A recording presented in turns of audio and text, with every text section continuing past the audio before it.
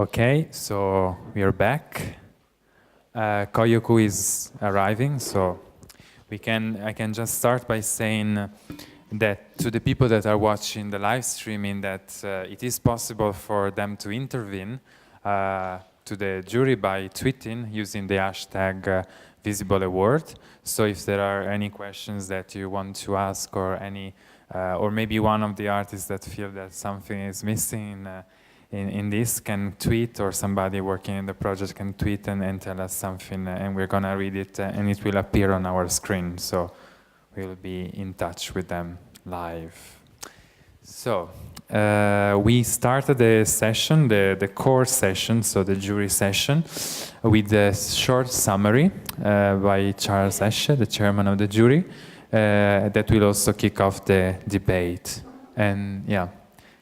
And another element that we have in this short summary of the project is, as I said before, these quotes from texts that we commissioned to the curators that nominated the projects, or in the case of the projects from the open call, texts that have been commissioned to people that know about the project and have been asked by the artists to write about the project. And in the few quotes you're gonna see here, we tried to highlight certain aspects that weren't made available in the previous materials. So either on the text or through the video statement that we've seen in the morning. Yeah. Thanks, Matteo. And thanks to everybody that's here. Everyone's slowly filtering in, which is good. You can come to the front if you want, rather than sneak around the back. I was intending really not to do a preview of the projects, because I hope all of you have got a fairly good idea, and to sort of try and do a very short précis of each of the projects would do them no justice at all. I think it's important that we consider the specifics of some of the locations, and there are certainly people here in the audience who've got knowledge of some of the places where these things are happening. And I think we would like to take advantage of that knowledge and to hear some of those accounts, maybe people who've actually experienced some of the projects in reality. One thing that we were talking about as a jury is that we are obviously, given the nature of the smallness of the art world, we're obviously in contact with some of these artists, and we have, I think, all in our different ways, worked with them, or worked in parallel with them, or been in exhibitions with them, or curated them, or written about them. Not all of them, but many. So clearly there's not any notion of we're not naive people coming to this set of 10 projects as though they have fallen out of the blue for us to assess in a sort of juridical sense, to be judges in that sense of making an unbiased opinion, an objective opinion, to whatever extent it is.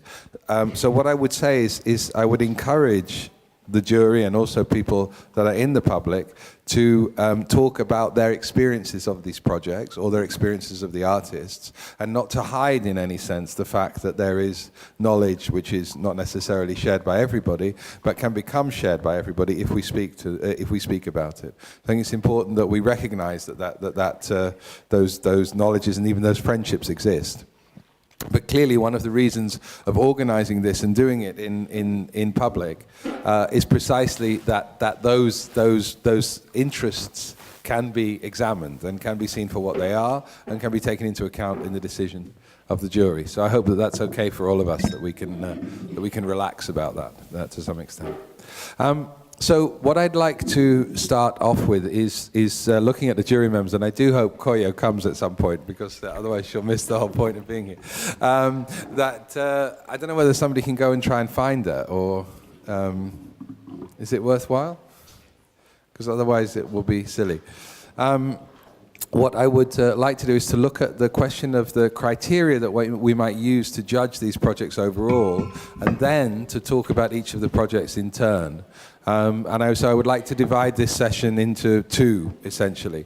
Firstly, where we try and determine the criteria, and what I will try and do is organize and write those criteria down and revisit them, so that we might have 6 or 7 words or or phrases, which ultimately are the ones that we can use when we talk about the individual projects. So are they X? Are they Y? And to what degree are they this or that? I think that becomes quite a useful discussion about how this, in general, how this question of socially engaged or arte utile, or the question of practices which go beyond the limits of the existing art condition, the existing art world, how those can be judged. You know, there's an element in which all of these projects are extremely good. They all are extremely honest, I think. There's very little cynicism. They have an integrity to them as projects.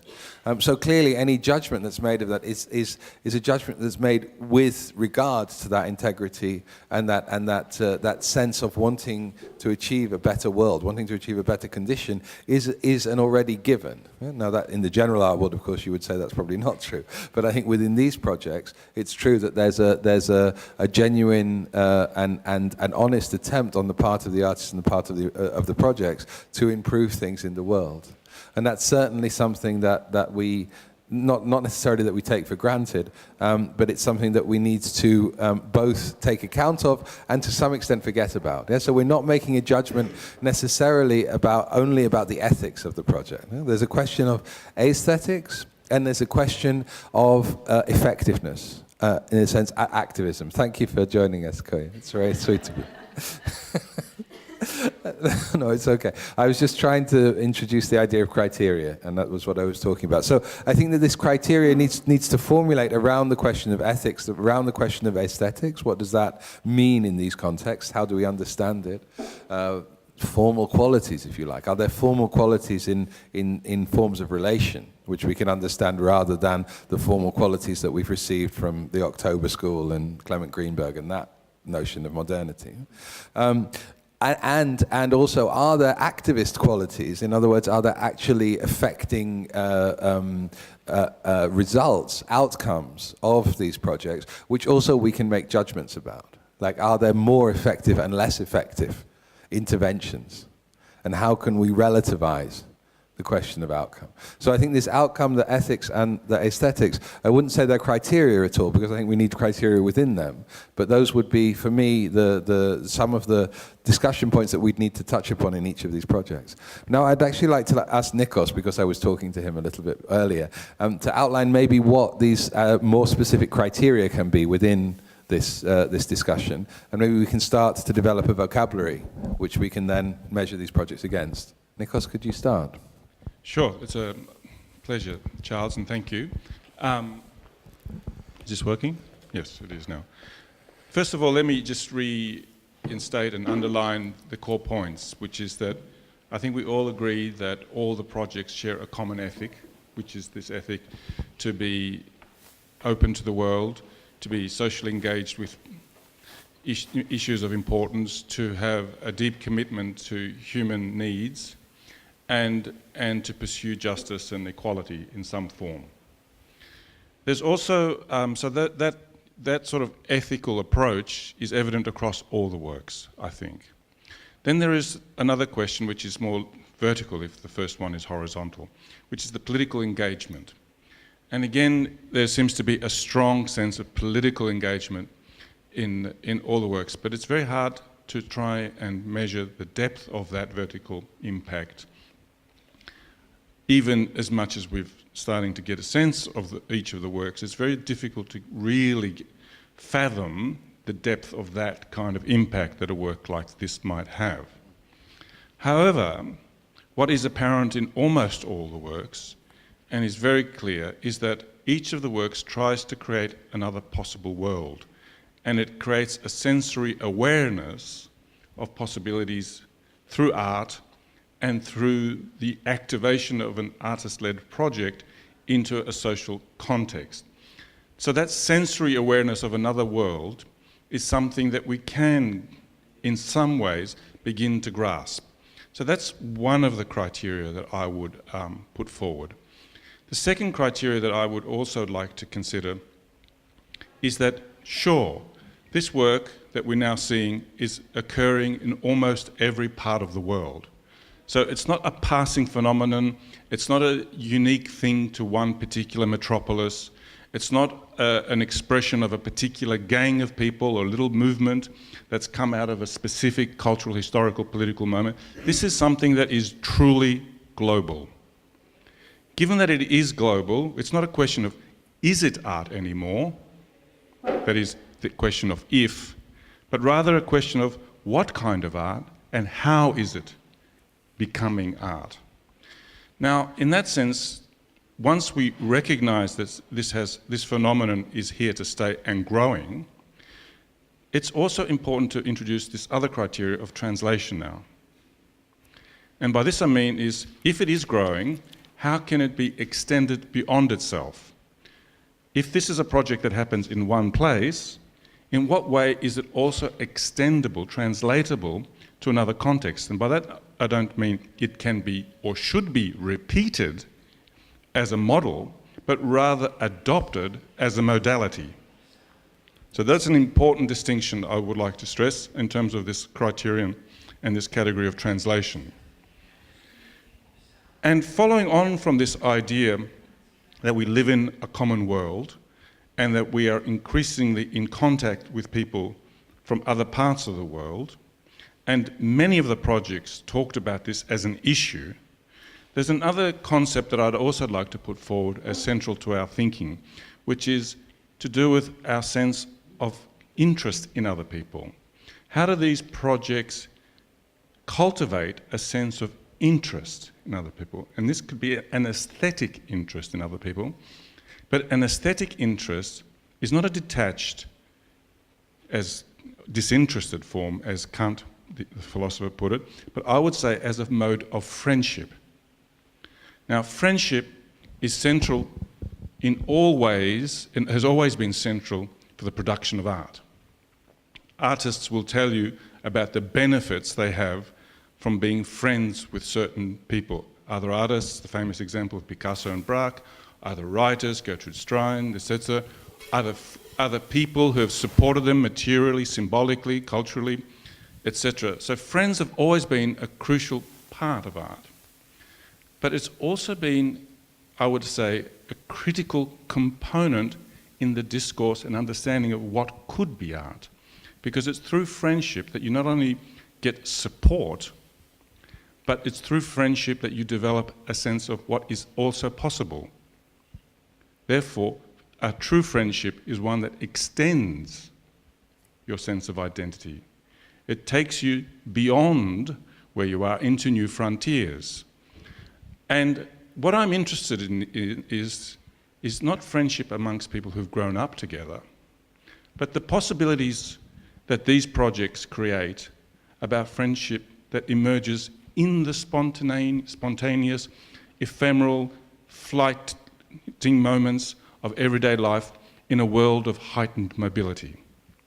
In other words, friendship may not presuppose a long prehistory. And the question we might want to bring today about friendship isn't how long do you need to know someone before you say you are friends, but rather how little does one need in order to be interested in being friendly with someone else, in becoming interested in the other person, in adopting a worldview that's complementary with that of another person, in developing an empathic engagement with another world, and in other words, sharing in the commitment of creating another world through friendship. So these kinds of criteria, and then I think the other one we've also discussed is the idea of if this kind of project was to proceed and it was to be extended beyond its own context and it was to invite others into its space, what would it also need and what resources does it already have in order to be viable, to be sustainable, to be applicable, to be transferable to the rest of us? And so it seems to me it's a critical moment in history for us to stop thinking, is this art now? Because I think by sheer volume, we cannot dispute the fact that it's here and it's growing. But the question now is, how do we talk about it? How do we qualify it? How do we clarify it? And how do we therefore extend its visibility, and there's the key word, its visibility in our everyday life and incorporate it into our practices and thereby transform our sense of what we think the world is and what it can be. Thanks a lot, Nikos. Maybe what we have there is translation, the question of friendship, friendability perhaps, and the question of sustainability. If I can maybe come back to translation while some of the others either think of new criteria or respond to it.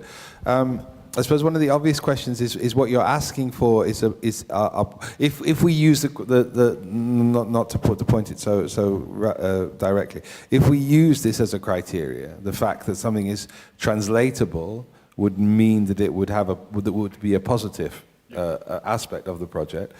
To what extent do we then lose the connection with the very specific local situation in which the project is grounded? My question would be, how do we measure the fact that so if something is so specific that if something works extremely well, and this question of what works, I leave open for a moment, but if something works extremely well, which we kind of know what we mean because it has a certain momentum and it has a certain sustainability and these things, but yet it wouldn't be translatable because its specific address to the community is exclusive. It doesn't make sense to do it somewhere else.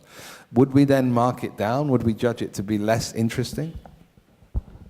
I doubt it, because I suspect that maybe the content is not transferable, but the form is. And I have a sort of enduring belief that when something is so specific, if you keep going down to its specificity, you end up discovering its universality as well. And this is an old quote that various people from Walter Benjamin to Goethe have used about the relationship between the particular and the general. But I suspect that as we look at the specificity of things more and more deeply, of course we discover its unique manifestations, but we also perhaps find some contours that are applicable elsewhere as well, if not in exactly the same configuration. And the point is not to look for models, which of course are not transferable, because when they are, they become a form of violence. But we look at modalities which are a constantly shifting relationship between the form and the content. Would you I agree with almost everything, not everything, but almost everything. And one point I want to make when you talk about form, I got a little nervous because I think we have in the art world a tendency to make everything a formal operation, even when the desire of the artist or the genuine aim of the project is not about that. The way it is interpreted after a few degrees of degradation is through the form, and the way it is being reproduced mainly is through the form. And I don't know, I want to make a proposal in terms of language. Instead of saying form, we can say working methodologies. Yes, that's much better, thank you. Okay. Let's try and stick to that rather than, again, it's about this vocabulary. You see in Arte Util we have a lexicon, which is really an attempt, because we have this imposition of, we're speaking the American language, let's be honest, it's not the, and we're also using terms which are derived from that Clement Greenberg October School. So essentially we're trapped within a language which we want to get out of, because they would deny that any of this was art. Even this whole museum would not be included in their thinking.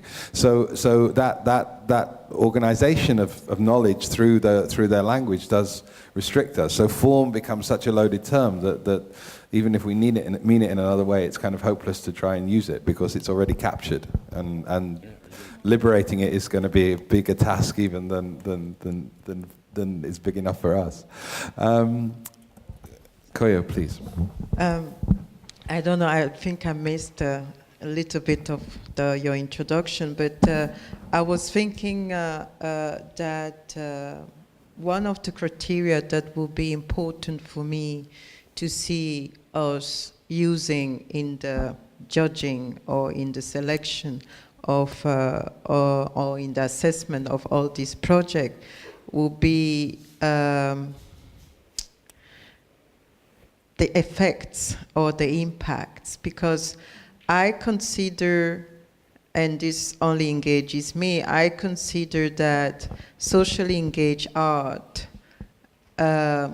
is not necessarily better or less interesting, but it enters a territory that, in my opinion, calls for certain results, which the rest of the contemporary art doesn't, or modern art doesn't, and so on. So, and I think that that is, for me, the major difference between art engaged, politically engaged art, socially engaged art, than general art per se.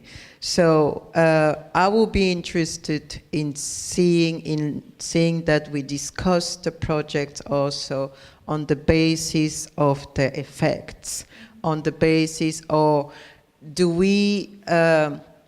My concern is we cannot, if artists engage in certain issues, become the new social scientist, then they also have to bear the responsibilities of a social scientist or a sociologist, and so on.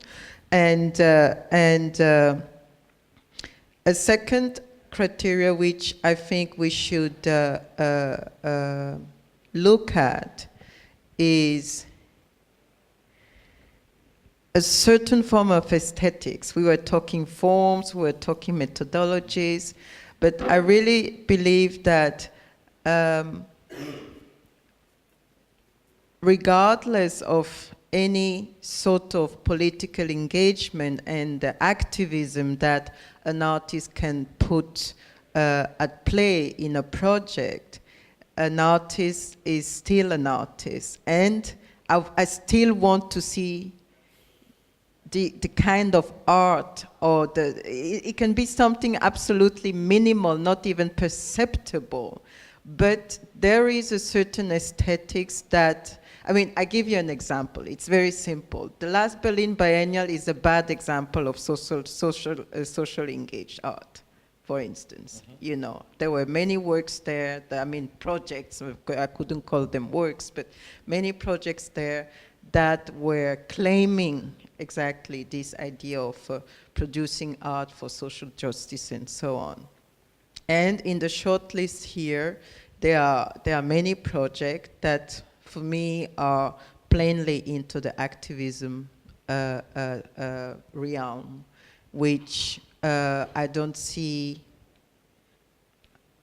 the art in it. Now, Nikos will say we don't need to see the art anymore, but after seeing Tanya's project, which is for me a wonderful example of socially engaged art with aesthetics, you know, which I really think that it's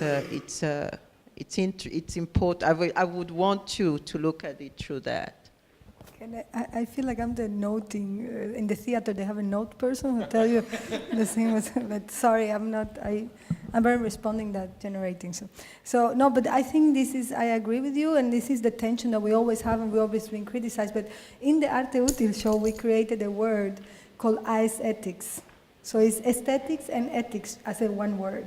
And it was kind of this claim where you're saying that there is an actual aesthetic in the fact that you're proposing a different ethical model, or you are proposing a kind of process of generating a different collaboration methodology with people. But also, I really like this social scientist as artist. I think I'm going to use it in the future if you let me. Pay me. But yes. But I think this is always, I agree with you, there is a different aesthetic. It's not the activist only, but it's not also the art only. And I feel it's in this kind of thing that we call the practical utopias, where you can still realize something for real, but you're still dreaming at the same time you're doing it. Because it's giving you this dimension of something impossible. I think this is, for me, as an artist, what I see this aesthetic moment, where some of these projects have, some less, some more, where you are witnessing not only a specific experience, but you also experience the impossibility that is possible. You know, this kind of weird moment, then you are a believer, in a way, like Jana used to say, you know. And a different believer, not religious, just of Christ believer, but yeah. And I think this is the problematic of creating this kind of fake globalization of these kind of projects in which they become something extremely simplistic for the happiness of the person maybe in Facebook, not really for the people. I mean, not all of them are like this, but I saw one project that I was kind of, it looks more like a TED Talk aesthetic than actually, you know. Mm-hmm. And So- also, just to go, you said something about globalization, and I heard sustainability, and going back into the social science practice, into artistic practice. I really think that it is important that sustainability that Nikos mentioned is also. It's okay. Sorry. It's just water. It's also a criteria. Yeah, it's also a criteria because I hate to see. I mean, there is this hope on and hope off, you know, attitude in terms of okay, today I'm going to get into I don't know. Deforestation, this and that, and then next year I'm doing this and that. So I think that there is also a kind of a level of longevity, not necessarily in the project itself, but in the form or in the engagement, in the issue, and in the issue that you engage with. So I think that would, I mean, maybe 2 points to draw out. One, and we've had this discussion before, I would be very wary of using the word utopia in any context here. So I think maybe we can discuss that, because for me it's a word that's absolutely irresponsible, because it has no connection to the condition, and you can't have practical utopias. That simply doesn't no. We could talk about, but I would really avoid that term, because I think it's a dangerous term. Actually, it's used by neoliberals to excuse their own lack of ethics. But I would think also to pull apart for a moment you merge sort of effects and impacts with responsibilities, and I wanted to pull those apart, really. I think there's one judgment is whether it does have a particular effect, and again, the question would be over how long a time. I think you can have a big media effect for a very short period of time, or you can have a very slow burning effect, which is maybe more sustainable. But responsibilities, I found a very interesting term. Like, what are the responsibilities of the artist in these conditions? And I wonder to what extent that goes the whole way. You know, that there might be a responsibility for an artist in starting something off and then trying to help it be maintained, but to load the responsibilities for social change onto the artistic practice alone seems to be a too heavy burden, in a sense. It has to be then, at a certain point, that's taken on, and responsibilities are shared, at least, that there's a coming together of different interest groups which take on responsibility for themselves. And I think responsibility is a very important word. I agree with you that it should be present, but let's not get lost or let's avoid becoming the sort of judges of the irresponsible artist, in a sense, which maybe isn't their job. I don't see. I mean, if you engage in, I don't know, if we take an example out of the 10, let's say, like for instance, the Silent University project. I think if you engage in a project like the Silent University, I would expect a project like that to go on and on, because it is an endless project. It may not be done by the same artist, but if the project is viable and it's responsibly led and conducted, it is a project that can be taken up in other places by other people using the modality that these artists I would agree, but whose establish- responsibility is it? Ahmed's responsibility alone to make sure that that's taken up, or how's that responsibility defined? Then that would be the question. Yeah. The power of an idea has Sorry, that's where that's where beauty wins, because beauty in the sense that it's a beautiful idea. Okay. It's a very beautiful idea at the fundamental level. You look at it and you just go, why hasn't that been thought of before? And why is it only happening there? There is not a city in the world that has migrants in it that doesn't need this project.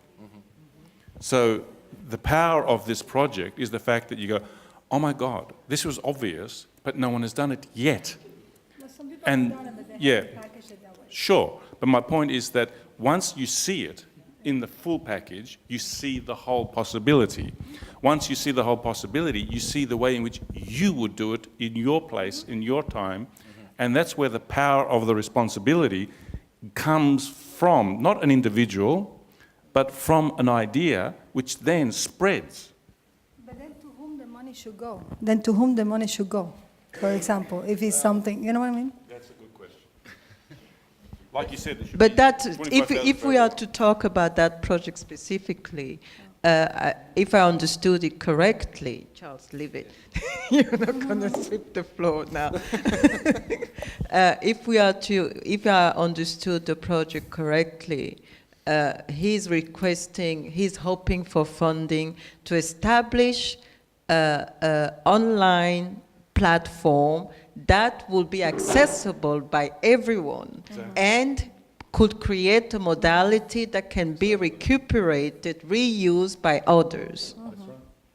So that's good. So the money might go to one person, but that person uses the money to make a platform for other people. So in a paradoxical way, it's not going to one person, it's going to a community, which has not yet been defined, or it doesn't have a boundary yet. But thank you. But it's important to remember that this is a production fund when we say who does the money go to. So it goes to the project rather than to the... Then I have a question. Oh, sorry. So Mike. because the people at home listening. Hello. Yeah. No, I was just thinking maybe,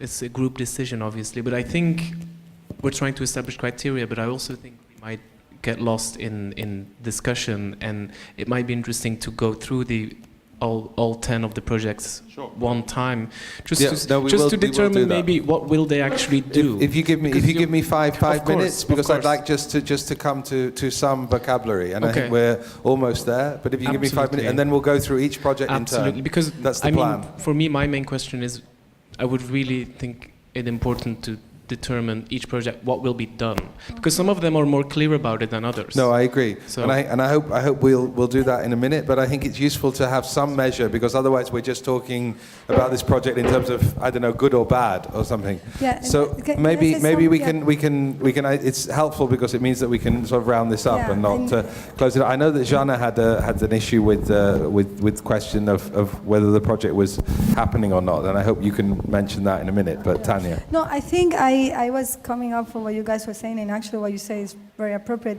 because I think while their projects are very clear in the way they are being shown, and very clear because they're very specific, there are other projects like, for example, Beta Local, who is an extremely complex, it's almost an ecosystem that has so many aspects that needs to be developed that they're very hard to package, to sell, let's say, or for people to understand very quickly, oh yeah, this is only about this one issue and it's very well. I'm not saying that I don't like the other project, but I'm saying that some projects are very easily packaged and understood by everybody and trigger this imaginary idea in your head. Some other projects are extremely complex, and that doesn't mean they are less efficacious or less important, or they don't work and they don't use our criteria. So I think this is something I'm nervous when these kind of projects, social artwork, are being analyzed, that it's easier to be drawn to projects that are very easily visualized and other, like for example, as I say, Beta Local, who has like a school, a public program, invitations from resident artists. I guess something that is bigger in a longer term scope is very hard to be happy very quickly about, you know? So I think this is also another criteria to look.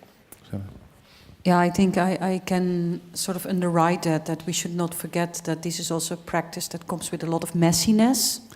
And it's also, I think we should watch out that we just don't clear out the messiness that comes with these projects. The fact that it is sort of like, the way I like to talk about is talking about to the radicality of it, but the radicality for me is not always only in making things more emergent, more prominent, more visible in the sense, but also in finding new ways of rerouting, in like the other, let's say, explanation of the term, and in that rerouting, finding new connections, maybe readdressing or even rerouting certain assisting local context. That's quite often very messy, and that you cannot always present clear cut, because it's also an ongoing reworking. So it's a reworking of the terrain, as much as you can. So I am also sometimes a little bit wary when things sound too much like it ticks all the boxes, all the right connotations of both activism, both engaged, both visible, both a little bit sexy, a little bit... So some of these things are just messy, and making mistakes or being not afraid of messing up, in a sense, is very helpful in this kind of practice, that you might have it wrong, because, you know, also, so I would bring that as a criteria as well, about the way in which things are worked at or worked through. Yeah. So the amount of kneading or molding that has literally been done, you know, I find, because, and the time it takes, not so much in sustainability, but maybe in not only duration, but literally in the amount of reworking, retaking, re-entering, if you want. And these are all heavy words, but I just want to add something to Jeanne very quickly. I totally understand what you say, and I even think that it's part of a lot of process. But somewhere, maybe it's my background in teaching that is like, I think that even in your messiness, you have to be serious.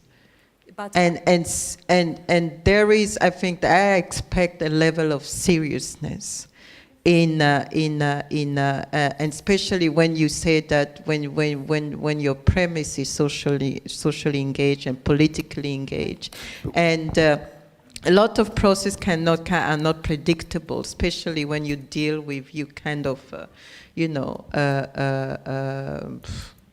But could we understand that under sort of terms like commitment and responsibility, that seriousness would be... that's what I mean. Would be sort of wrapped up within that. But my messiness was not to not say that not responsibility. I just think that sometimes we have to watch out that in the urgency to present things or to understand things, we might, like you say, follow things that are very clear cut.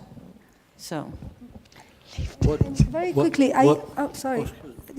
I just see that, I know, there might be many ways of working. There are two that it can be good for this conversation. Like, there are artists who do social engaged art. They are both serious, they are committed, they have all these qualities. But there are two methodologies. There are artists who in the studio come up with an idea that is fantastic. They go to wherever that has to be implemented, arrive with an idea, conceive in the form, in the everything, and try to make that happen. And there are other artists who only have a vague idea of a goal they want to achieve, and they come to the place and they try to engage in the place and see how this goal can be achieved, and having a process of arriving. So I think that's maybe what we are. They're not saying that one is invalidated and the other not. One is serious. They're both serious, they're both committed and all this, but there are different ways of working in. And it's more sexy to have something clean, you know, and more visual in the sense that I have a question for myself. I ask myself, but is the art, can art be engaged socially and a certain point to become real political, real politic. Many times people ask me, but you want to change the things, you speak about politics. If we offer you the possibility to be part of a government, for example, would you accept? What would you do? And this is, I think, is a problem. It's a real problem. How much an art can be stimulating, can be interacting, can be go deeply in the social structures and intervene. But as when you go to the political real administration organization for a small city or for a big or state. I think this is something we have to ask ourselves. If art still is something that cannot change the word art from politics, this is the question probably we have really to think. This is a question that I offer to you. I think that's what we were talking about when I mentioned effects and impact somehow. How far is the exactly the impact? Normally I answer that I would not accept for any reason to be a politic, but to implement, to influence, to create the ground for it, yes, but not more. I think, because if we can change the mentality of the people, this is our job, to change the mentality of the people that will vote. And the mentality of the people will be able at a certain moment to ask somebody to travel, to work in a very specific way, representing the people, but in the real way, honestly, friendly, as you said. We need to have a friend there. I mean, also maybe to respond to that in a way that I would think about it. I think there are, in a way, maybe to try and explain it simply, that it seems to me there are economic facts, there are cultural facts, and there are political facts, and these facts are invisible to each other. So, in other words, what we have is a situation now where everything is judged through an economic framework. And that economic framework ignores both the political facts, actually, which it dominates, and the cultural facts, which it marginalizes into the entertainment industry and into the decoration for the 1%. But there are, nevertheless, cultural facts which are of equal value. And a balanced society would have a balance between these three fields. And I think that's the danger, that if art becomes politics, then it starts to deal in political facts rather than in cultural facts. And at that moment, actually, the art is lost, because then we start to have this, we start to be dealing in another language and start to be dealing with another set of criteria, negotiation with power, essentially. This is the aesthetic, no? Yeah. This is the aesthetic. Yes.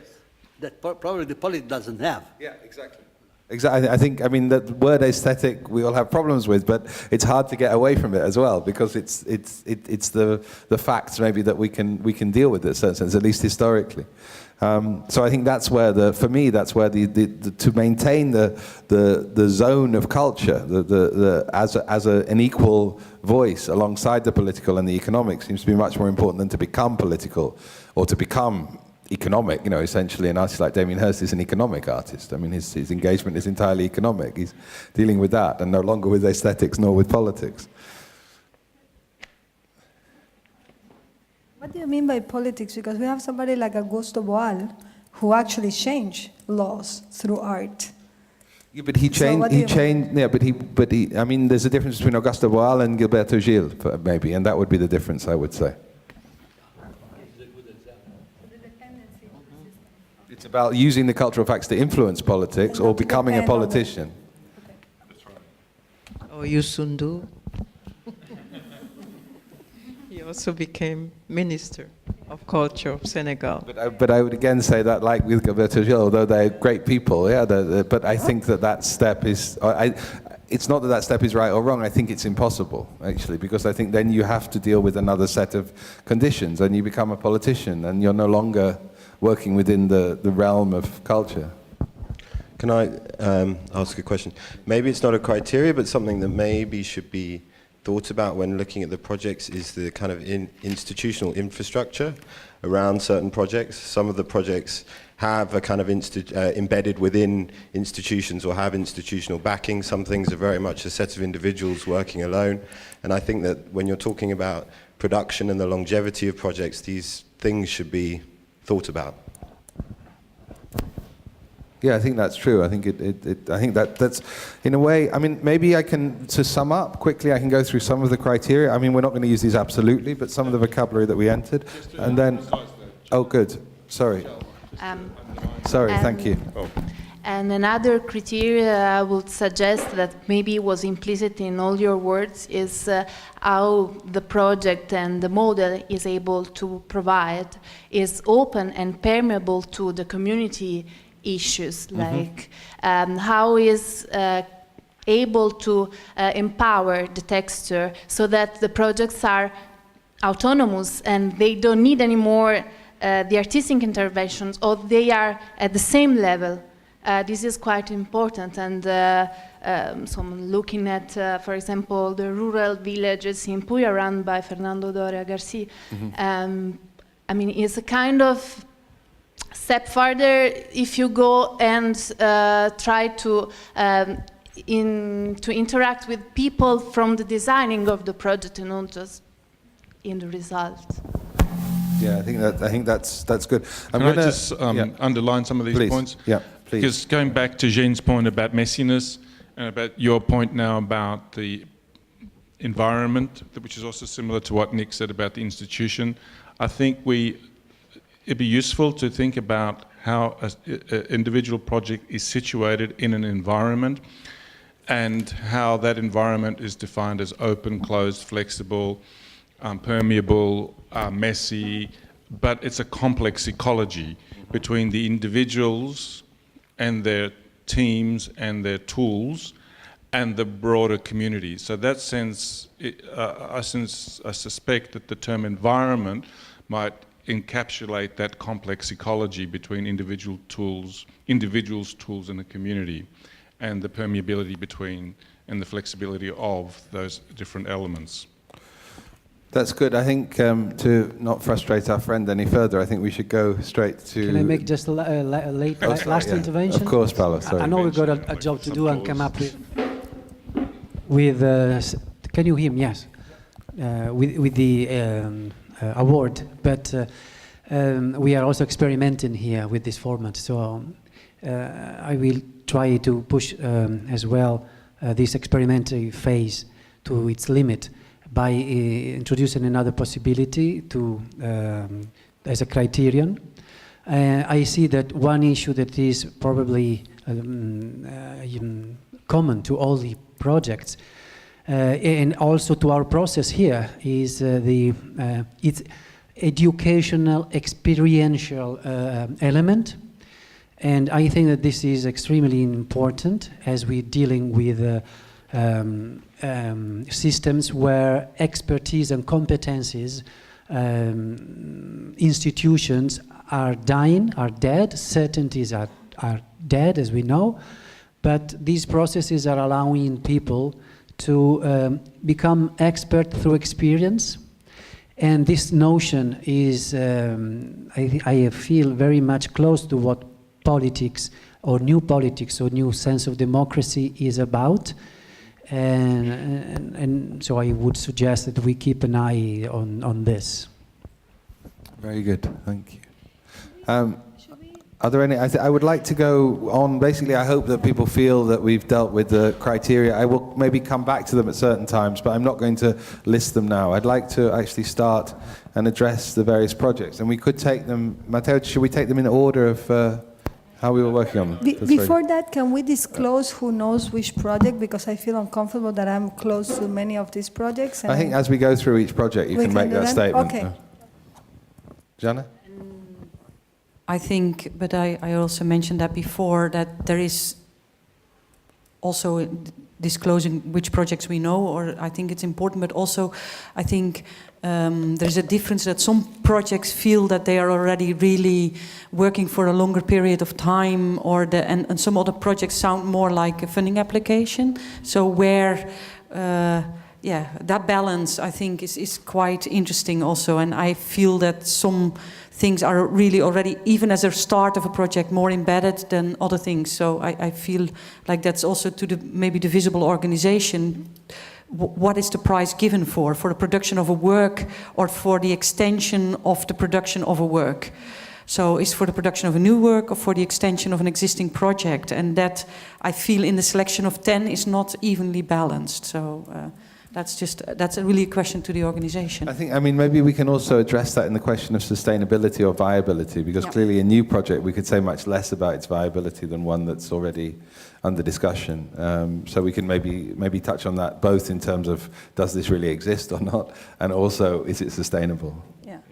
But also I think for Visible it's quite interesting because there's a lot of funding bodies, and there's some in the room, that for funding bodies it's quite often more interested to fund a new project than to give money towards a project to sustain an ongoing project. And so for the Visible Award it's also interesting where to locate itself. And for instance, this is not, of course, Doen is is an organization that funds recurrently projects, but that's not very common. So the new is quite often already championed. So I just want us to be aware of that. Very good. Can we start? And I think we've got about 10 minutes or so per project, so we shouldn't be too long, but we should give an idea. And then I would ask, then I want to extend it obviously to the rest of the public also to express ideas about that.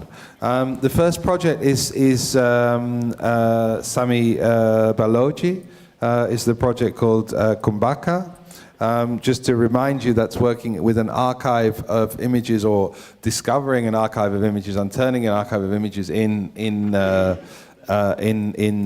Congo, in Democratic Republic of Congo, and then recycling them in different ways, using them as an archive, but also using them for his own work, and using them for a number of ways in which the attention could be drawn to this mostly Belgian colonial gaze on this part of the world. I wonder who would like to start by making a comment of this, or thinking about these criteria like translatability, or friendship, or sustainability, or commitment, responsibility, using some of those terms that we've come about. Who would like to comment on it? Yeah, just maybe to say that the prize would go to the establishment of an online platform of this archive that would be shared with a network of institutions that are operating within the African territory, but not only, also with the let's say colonial countries that have direct relationships and bonds with those countries. So we could say also that 25,000 would go quite far in actually achieving that goal. I could imagine that would be quite an effective and investment. as the artist says, it would start through an open call to Belgian citizens to reacquire, let's say, images from the private archives of Belgians that have memories connected, photographs connected to the colonial time. And then it would start with the archive of the Museum of Central Africa in Tervuren in Brussels, asking for the digitalization of the archive. So this would be. I have a question here. You seem to know the project very well. I know Sami's work and his use of the archive in his own photographic production. But if he gets the award, he would use the fund for engaging other national archives in other African countries, or would it be to engage other art professionals for the Congolese National Archive, or how is it? Because it's not quite clear. Yeah.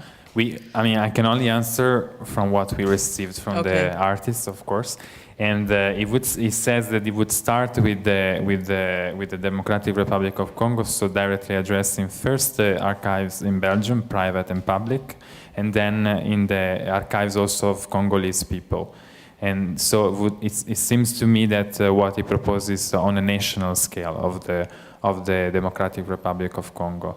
But then the spread of this image, or let's say that this platform, would be shared with other institutions. That there's a list that you all can consult also in this booklet. And in the list, he doesn't only mention institutions in Africa.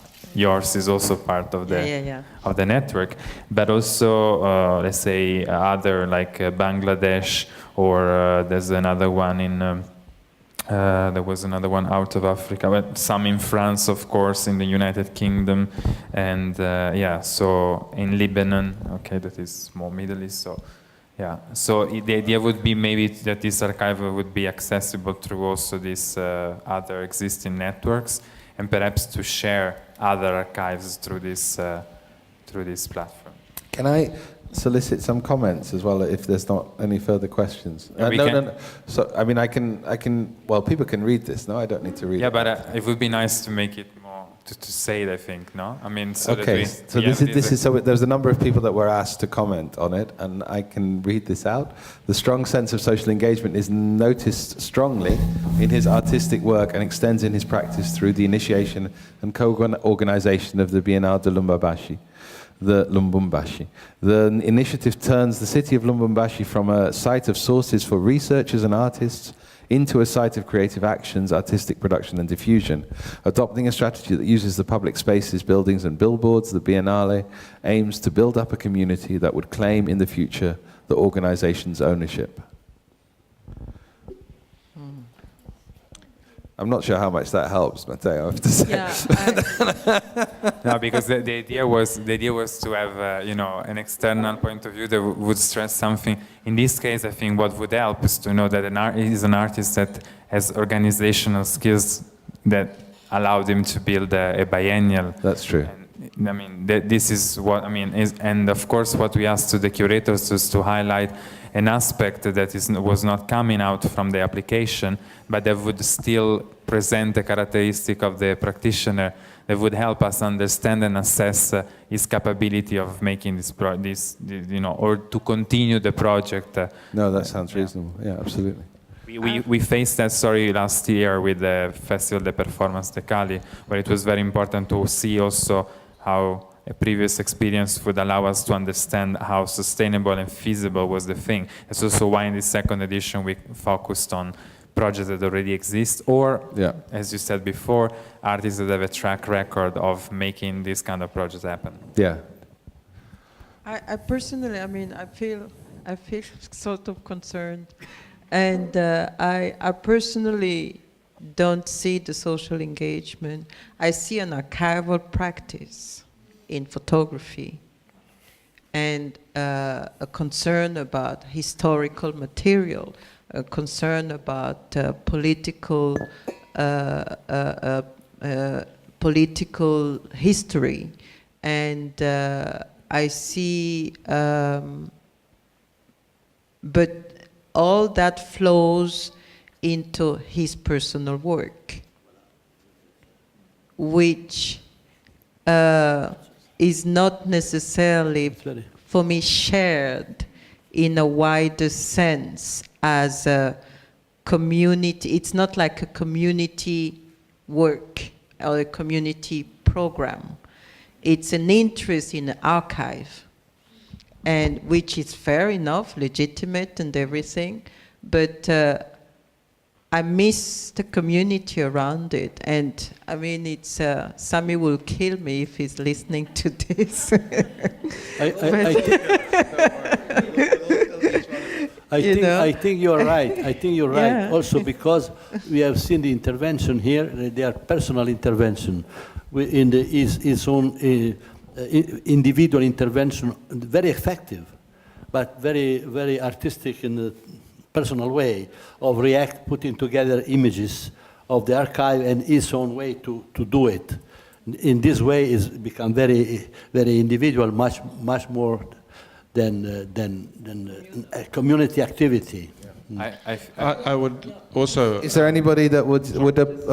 I mean, I think that's quite a clear critique. Is there somebody that would like to argue against it? Because I think also in the audience, if there's anybody that'd like to argue against it, I'd be happy to hear. I'm not so much arguing against it, but I would like to pick up the point that Koyo made, which is, in a sense, that this project is very worthy, and it will be repeated, and it's already begun in many places because the phenomenon exists in many places. But it's already been undertaken in different ways all over the world already. So there is a sense that while we, I think, accept that this is a worthy project in and of its own terms, it's not a unique one, and it's one that's got various parallels that has already 20 years at least of history around it. And so I see in many indigenous communities the same kind of effort to reinscribe themselves against the history of Eurasia, to raid the archive in order to establish an identity that is otherwise lacking in the institutions. And so whether you're an indigenous person in a first world country or a colonized people in a nation, a formerly colonized people of a nation, you are still both struggling against that history of Eurasia. And so in a sense, this project is consistent with that broader historical sweep. But I don't see it as somehow providing a new modality for people other than a reminder that we all need to do it for ourselves.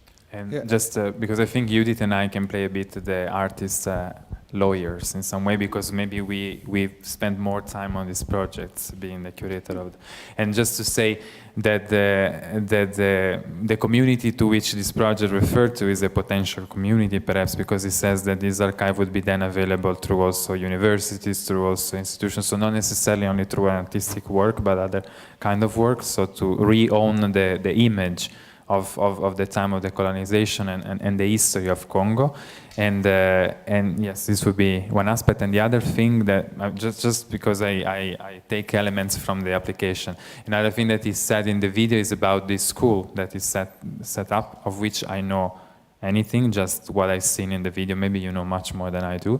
And so this idea of resharing this archive, not only the archive but also the practice that it does. So it's not just about realizing his own work, but also resharing through a school. But then I would ask you, what will be the purpose of, I mean, these archives are not hidden. Anyone who would want to access it can access it. I mean, we don't need Sami to help us access the archive. You know what I mean? Or anyone who would want to. So, and that's why I think that the social engagement, I see social justice and social engagement a little bit in another way, like as an enabler to something that otherwise would not be possible, maybe, So, and that criteria for me here is not, and second, is that a lot of that flows into a work that is autonomous and not communal. That I think it's really... No, that was clear. Yeah. I mean, I think we should move on. One thing maybe in its defense, which is a different way of looking at it, is the potential effect in Belgium. Because what he's doing is addressing private archives in Belgium which are not accessible. So it's not the National Archive. And I think given the we could say absolute or relative denial of the colonial history that exists in this country, in Belgium, in most of Western Europe, or not necessarily denial, simply the refusal to deal with it as a fact which impacts on the present. It's simply locked away in some past which happened before the Second World War, and that was all fine, and now we started again. So that process in Belgium might actually be quite a revealing one. Now, that's not really a community, or it's a community of colonials who might not feel they want to have a voice in that project, and that would also be interesting to the extent that they would feel enabled in any sense to speak about their memories. I think also you're saying that the accessibility of the private collections, but it's really also the archive of the Museum of Tervuren would not be, it's not accessible to researchers or students, for example, in Africa, because it's not online. I think the fact that he's putting the archive online would really give the potentiality also to many, many young people and students to discover this archive. Maybe they cannot afford to go to Belgium and to discover these archives, the museum and private collections. If I think can we move on? I think we've made some. Oh yeah, sorry. Could I just say Please. actually two things I'd like to add. One is just a basic fact that I thought I'd share, is that the museum for Central Africa, as it's called, which is the colonial museum that exists in Brussels, and it's about to close or already closed for a similar thing that we had here in the Netherlands with the Stedelijk and in Amsterdam. It will, and oh, I just mean it'll be shut down for renovation for a period of like 10 years. So it's at the same time it is interesting to do it while it's closed. I don't know if the artist is aware of that fact, but just as a thinking route, that might make the project more interesting. That we close down the actual museum, but we're stirring the archive. Yeah. That said, I also agree that how many times should we keep on relabeling, reshuffling, unpacking, repacking these archives that are already existing, and it to some degree are always less or more professionally, accessible. And I think, I was looking at if these are the images that we've seen or his personal artistic practice, then I'm thinking if we would support this project, we're just offering him endless supply of imagery to work on. So in that sense, it's a deliciously selfish project that we would all, what you said, we should all do that for ourselves. So to me, I have the same feeling that it doesn't really serve any community otherwise than the very broad one that he's addressing, which is also maybe not feasible. I mean, there's Nepal in there, what you said also.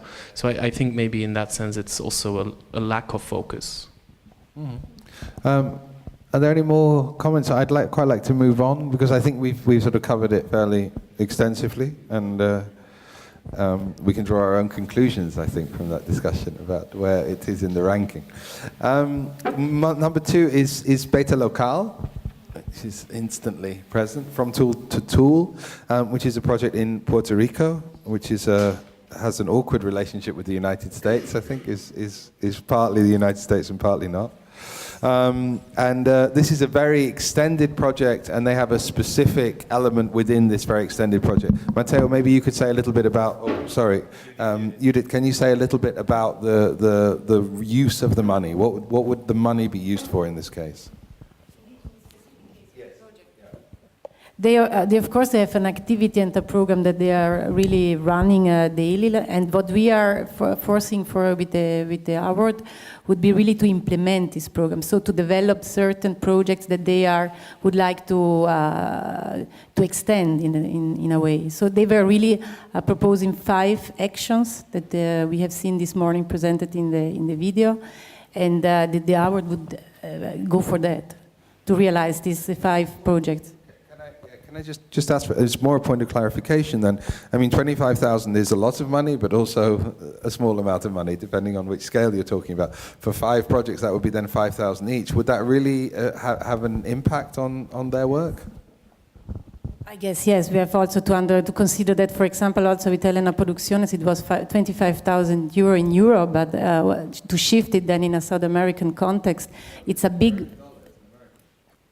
Yes, but still it has a different value. Of course, now that we say we realize all the 5 projects, I think we have to discuss with them also what is possible to do, but I think it's more, if we think that kind of propositions they make, they're interesting enough to be supported. Okay, I'm still not quite that wise. I don't think they've made it clear, but let's imagine that all 5 projects can be helped by this. Tanya? I think I've been done. I know quite well the people running the project, and I was in the project, and I know how savvy they are about like using every penny and distributing as many projects as possible in a good quality. So I think I really would like to talk about this project because I feel that not only it has a long tradition, so this is a project I started recently, but the people working in it did a very important work called Puerto Rico 01, 02, 03, and they did this kind of events every year. And they were pioneers, let's say, in Latin America and also in the United States, but they relate more to Latin America. You said to a Puerto Rican United States is kind of offensive for some of them. I said they had an awkward relationship with the United States, but they have one. But the thing is, they have been extremely influential. They're very, very serious people who not only want to create practices, but they have a real theoretical background behind this. There are people who really do STEM research before they embark in a project, and they really sustain also over time, not only the artists, but the community. And I witnessed personally being there and seeing the relationship they have with people in the community. So it's really this proposal they have about bringing artists and community together is really happening. So it's something that I really feel they are part of the project, even if they are not artists, and they have this kind of, ownership, which I think is... Matteo would like me to read out the quote. Okay. Beta Local is alive. Its commitment to the creative reorganization of thought, environment, and daily practice embraces experimentation from the most practical and minimal detail of running a space to the political responsibility of setting up a cultural institution, which discourse emerges from and with the community that recognizes itself in the process of creating it. An ecological learning process. And to finish my thought, I think the other thing that is good about Beta Local is very well respected in Latin America. So anything happening there will have an impact not only locally, but also in the kind of continental aspect. To put it very briefly, I'm also impressed, but not with any insider knowledge, just by the observation, which is immediately striking that there's a very complex ecology that's at play here. And so our previous discussion about how rich is the project in relationship to a wider environment, this is one that strikes me as having a very sophisticated set of networks and tendrils and outreach structures that therefore suggests that it's incredibly embedded at one level and very outwardly looking at another level. So it's a very complex ecology for me. Jana. Yeah, in that sense, I agree. Knowing the work also a little, or more than a little. The only thing that worried me here was this sort of like presentation of the 5 possible projects. Because, for instance, making the sort of clothes from wood or something like that, or the netting or stuff like that, sounded suddenly very forced.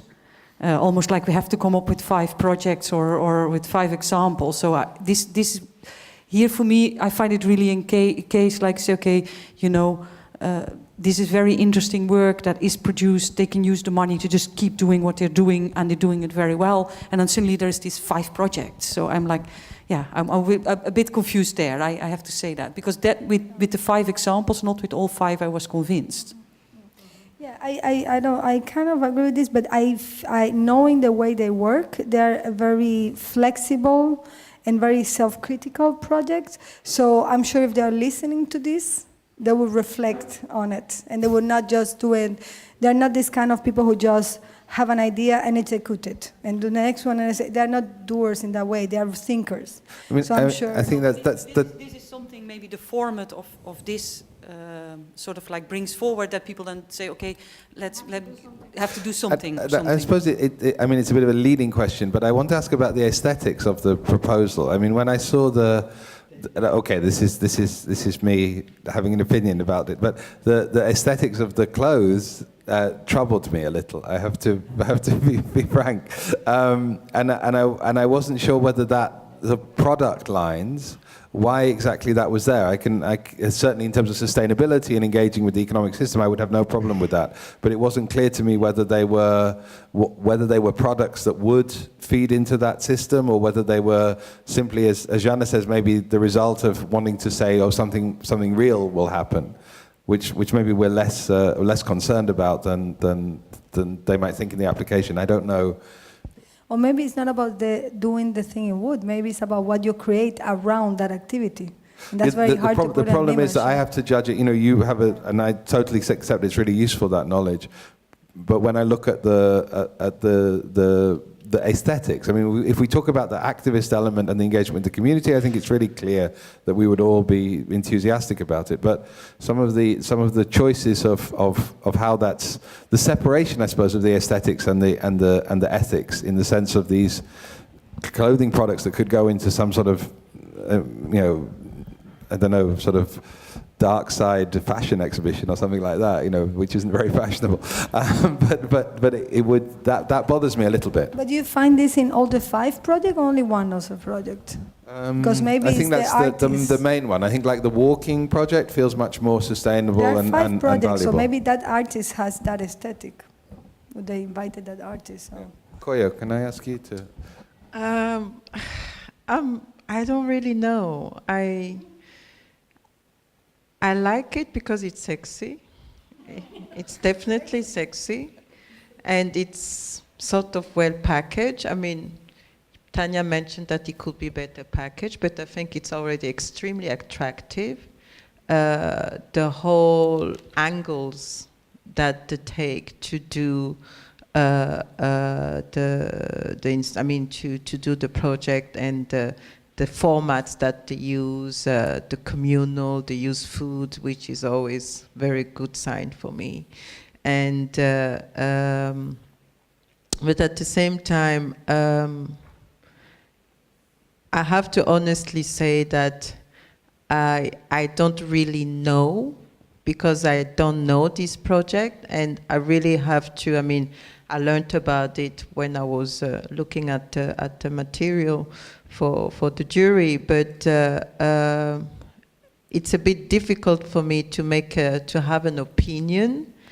It's surely something that I'm in favor of, but to which extent and for what exactly, I'm not quite sure yet. Any comments from the audience in relation to this project? Or any questions about it? Or you all remember it, I hope? No? When was it set up? When was it set up? This was in 2009. 2009. So it's been going for a few years. It's not like a one-off thing. No, I think the sustainability or the commitment is clear. For me, it's a question of of what they're doing with the results of it. I think I'm sticking with that critique.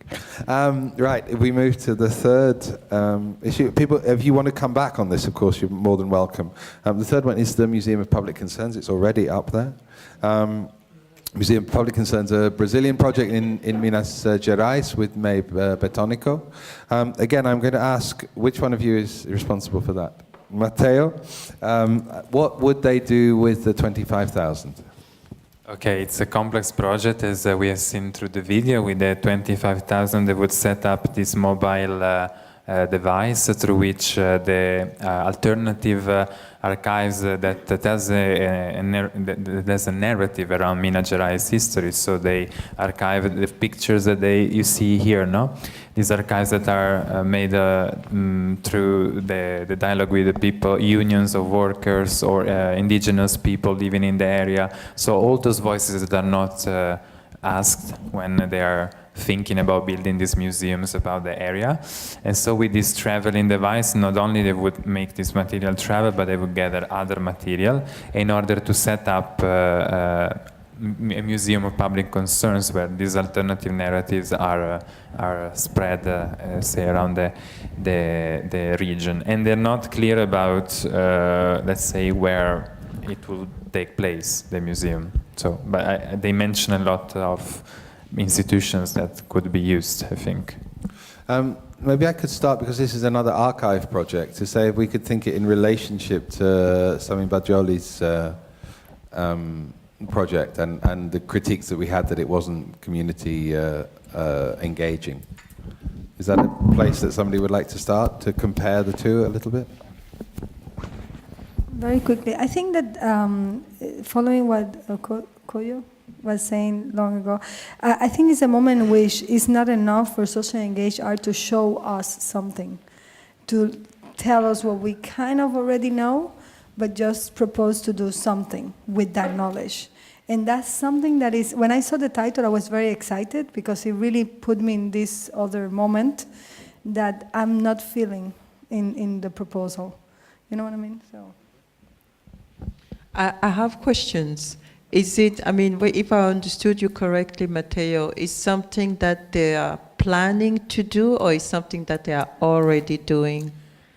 What they have started already to do is to collect the material, and we have also some images we've seen in the presentation before, where the artist Mabe Betonico take advantage of certain other invitations to exhibitions, either to collect this material or to start to show it. So he started this as an artist's work, so as his work, and then now he wants to go towards this further step, bigger step.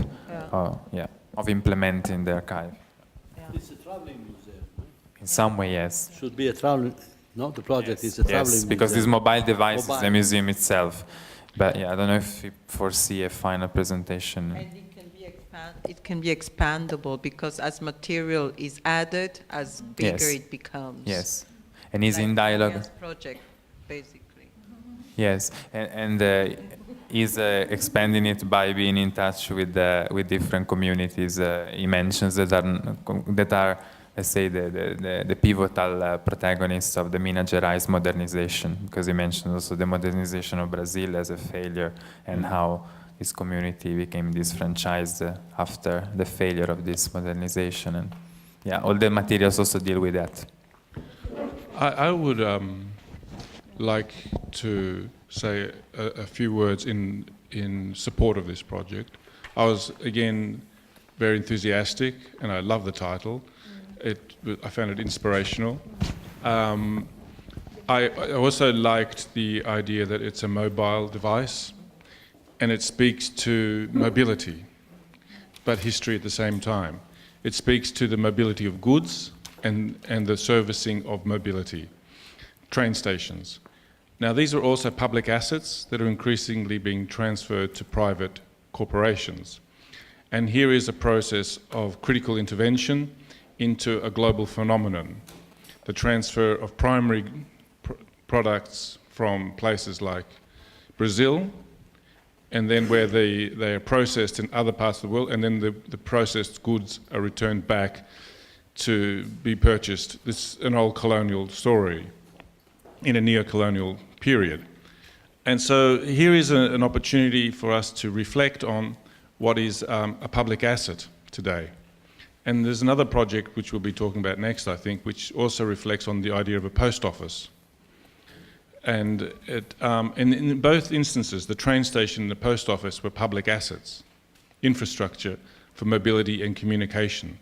Now, our modes of communication and our modes of transportation today have changed from the 19th century, but our need to both communicate and to have transportation hasn't. And increasingly governments around the world have been selling off those assets, but not replacing the infrastructure for the contemporary uses. And here is, I think, an instance of an intervention in this global phenomenon of the transfer of public assets into private interests, and an opportunity for us to critically claim back our public space.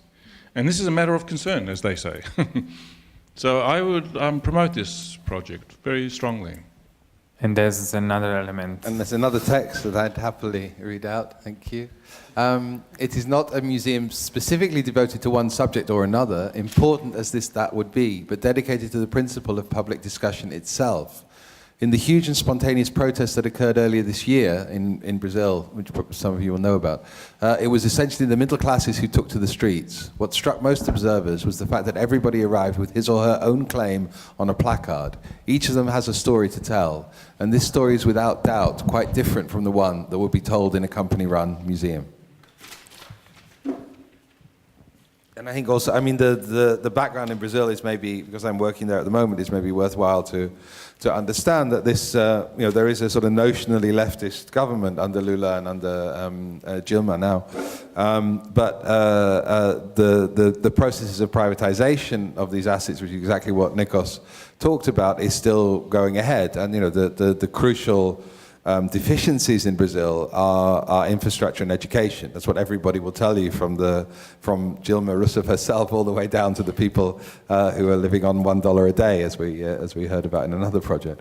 And that process is ongoing. So this challenge is something which is very current within Brazilian society, and of course a lot of the protests were around the question of mobility within the big cities and raising the cost of buses. Exactly, cost of bus tickets. Yeah. And well, I also think that I have another question before I start. It's so wherever the installation is made or the device is used, do you know if there will be like accompanying programs, or is it just there for people to see? And what will be kind of the community and social engagement with it? Yes, always, of course, responding from the material we have, it speaks about the Praça da Liberdade as this public space that is completely been taken over by privatization, where there were different institutions that were connected to the infrastructure, to the modernization of the country, to the mining history of the region, and that are now taken over by companies that will start these museums in this area. So I guess that the traveling museum would be mainly operating within those premises, let's say, as a counter discourse to the ongoing museums that are being made. And also in the moment of collecting, it would travel in the region of Minas Gerais. So this is what I assume from. It will travel only in the region of Minas Gerais? Yes. Not in the rest of Brazil? No. In the state of Minas Gerais, no, because which is big. A lot bigger than Holland. I know. Also, if we compare with, I'll come to you in a minute, just if we compare it with Sam Balogi's project, it's also interesting that it's much more specifically addressed, where you talk about the whole of the archive of colonial, the Belgian Congo, essentially, the colonial period in Central Africa. Here you're talking about the mining, and a little bit confusingly the indigenous as well that was added there, and I'm not sure how that relates, but it seems much more located and specific than the other one, in an interesting way, I think, because then the archive can be played with more. Eva, sorry. Can you get a microphone? Because there are people watching. I have to say, actually, that I've got a couple of SMSs. People are saying that they don't know who we are. So maybe next time we could just introduce ourselves for those people that have been watching.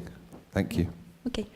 In a way, you actually covered what I had in mind. My question, which is probably a question of ignorance, is in what way the tools that this project produces may be comparable to the tools that Sami's project produces, and in what way could they not actually, is it possible to compare them? Can it be that what this project wants to do can also be served by the tools produced by the other project? But actually, I think it's very similar to what you were just saying.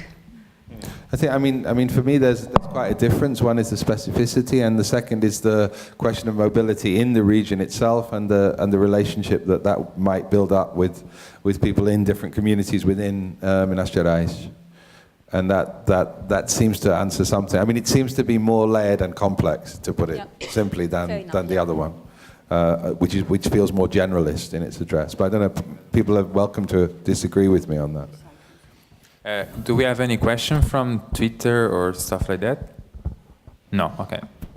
And also, if it, as a matter of comparison, I think Sami's project is one that is very much sort of geared towards his own production, whereas this project, I think, is geared to kind of unpacking and making accessible And I mean, I don't see an autonomous kind of signature here, which I think makes a whole big difference. I think the question of programming and what will be done with this sort of mobile institution is really important, though, because if it's just a case of creating a mobile institution and driving around, then it's a nice project. But if there's not relationships with specific places or specific people or things happening, then it's just you're just creating an institution. You need to do something with what you're creating. So I'd love to know if there's any more specific details on that.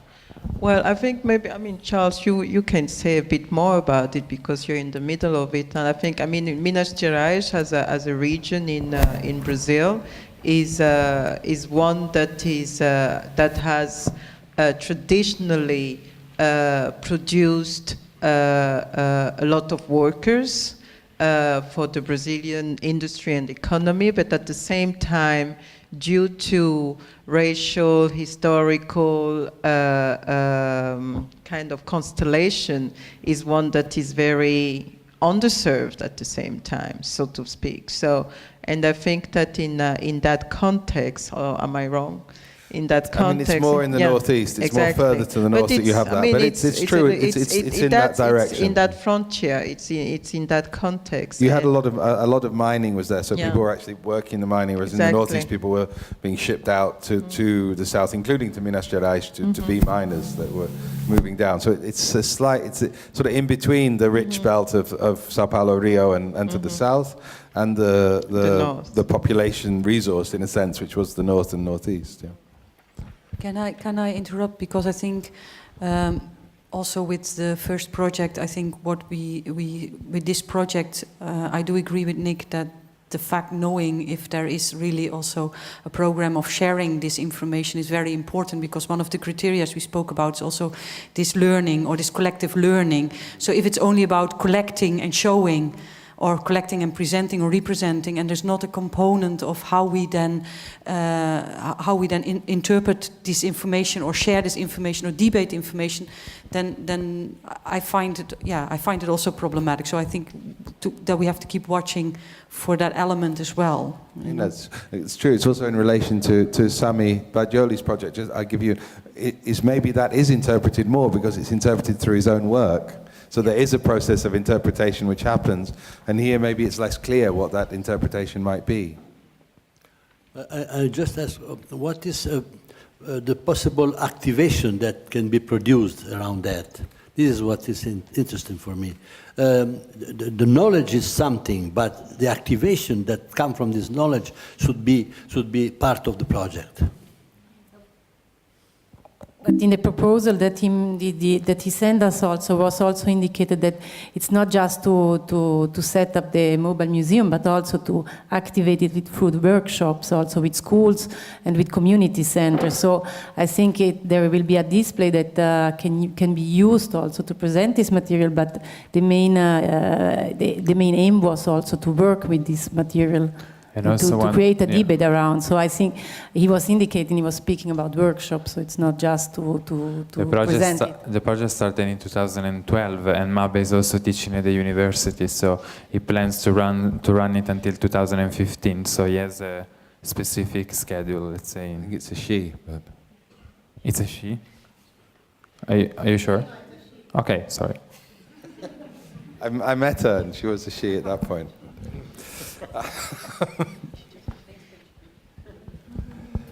Are there any more comments on this project? I think we talked about the programming, and I think that remains uncertain. I think we have to acknowledge that that's not really articulated in the proposal as far as I can see, and it's not articulated in the presentation. So I think that remains a question mark over something which otherwise has quite a lot of support.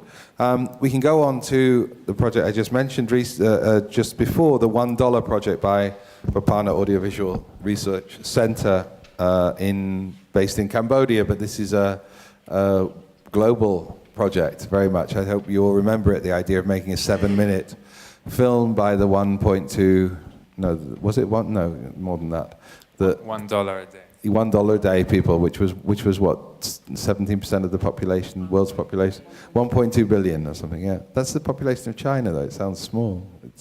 I thought it'd be higher, but anyway, 1.2 billion people who are earning less than $1 a day.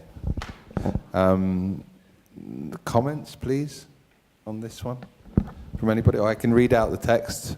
Of course. Well, I always enjoy this bit. So, before April the 17th, 1975, there were about 300 feature films produced in Cambodia. Today, about 30 survived. Most of these films are slowly retrieved from sources outside Cambodia since the 1990s by the Bopana Audiovisual Research Center.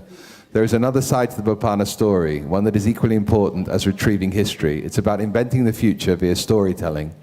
Bopana has been involved in working with young filmmakers in Cambodia to equip them with skills to produce their own content via in-house workshops in order to talk about their immediate urban situation. So these are two projects we're talking about which are actually not how the money will be spent. I think we know how the money will be spent on the production and the distribution via the web of the 7-minute films of $1 a day. But these are two other projects that we've been doing, looking at trying to retrieve the lost archive, which was lost during the Khmer Rouge period, the lost archive of Cambodian film, and also basically media training, I would say. Exactly. And they've already produced 2 movies of 7 minutes. Yeah. The project started 1 year ago, and they have produced 2 prototype videos that they are now they are published on the internet, and they are doing also a competition that started from the local network. They are saying they would like to work with film schools from Cambodia, but also to connect themselves with wider, broader networks of film schools, also to have other portraits. So it's starting from local, but it's going to an international competition. And the open call will be online till 2014. Yes, and they already have a media partnership with Courier International. So can we comment on it? I know Tanya's got some opinions, but Koyo, please start. I am seriously disturbed by this project. I mean, seriously, utterly disturbed. Tanya's losing her opportunity. Because Nash, we can share. Because at many levels. First of all, I think it's just a purely NGOistic language that they are using, which is, for me, not part of the creative language that one would expect.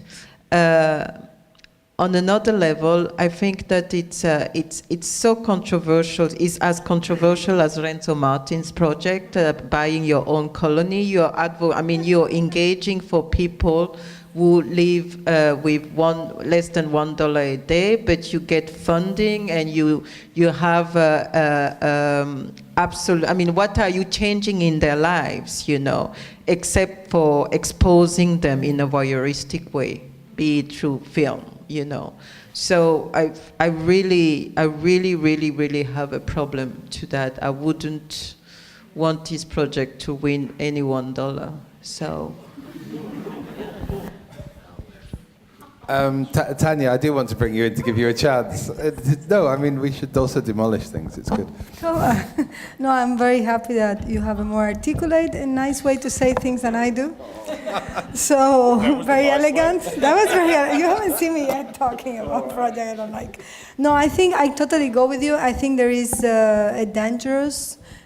this is one example of something that could become dangerous in this practice, where people who are not the direct beneficiary of the project, the direct beneficiary of the project are not the people who should be benefiting of the project, and projects that give happiness to the wrong people.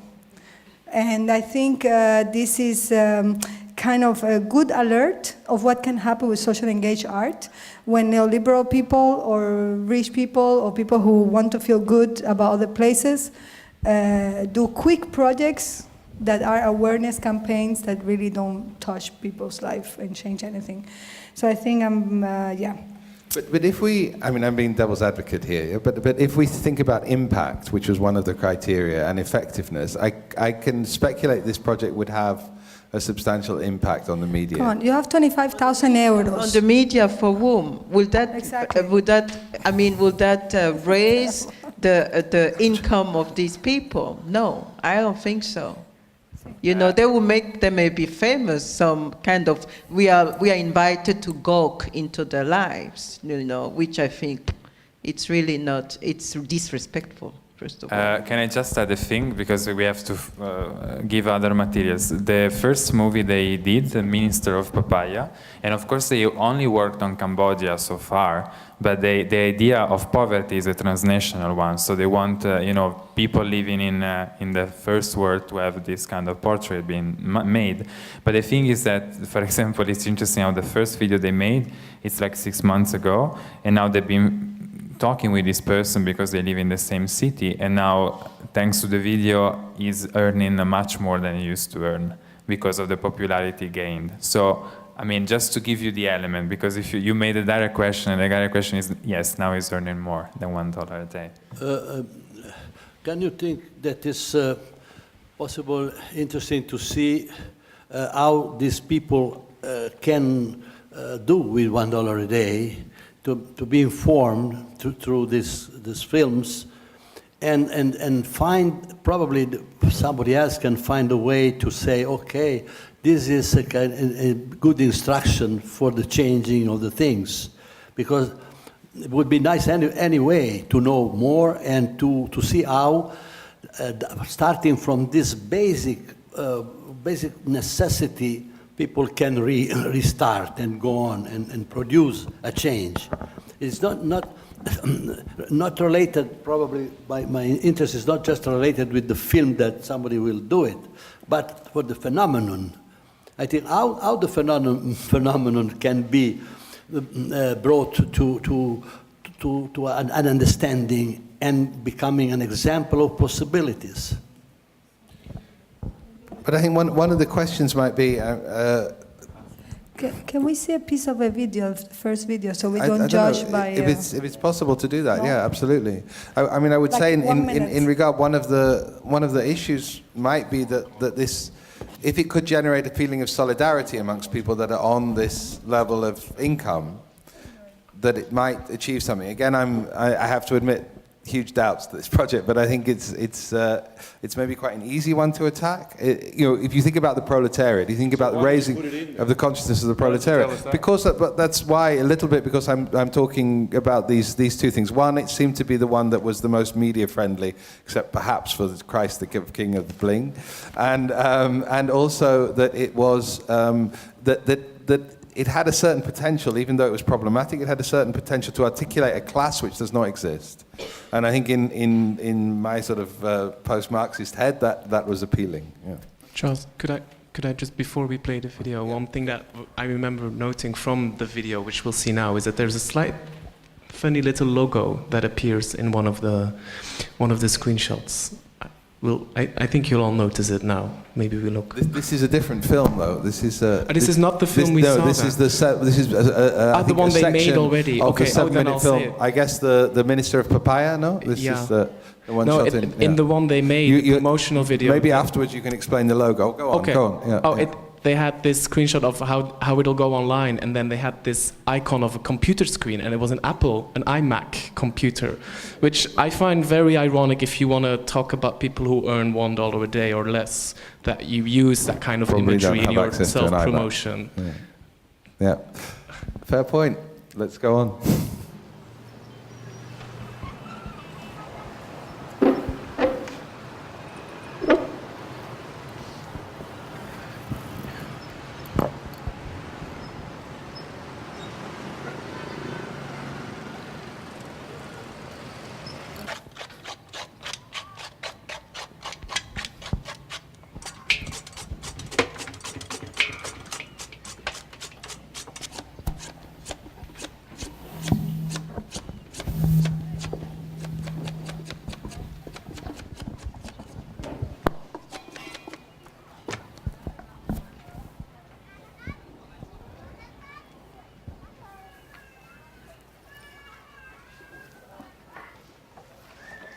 Pô.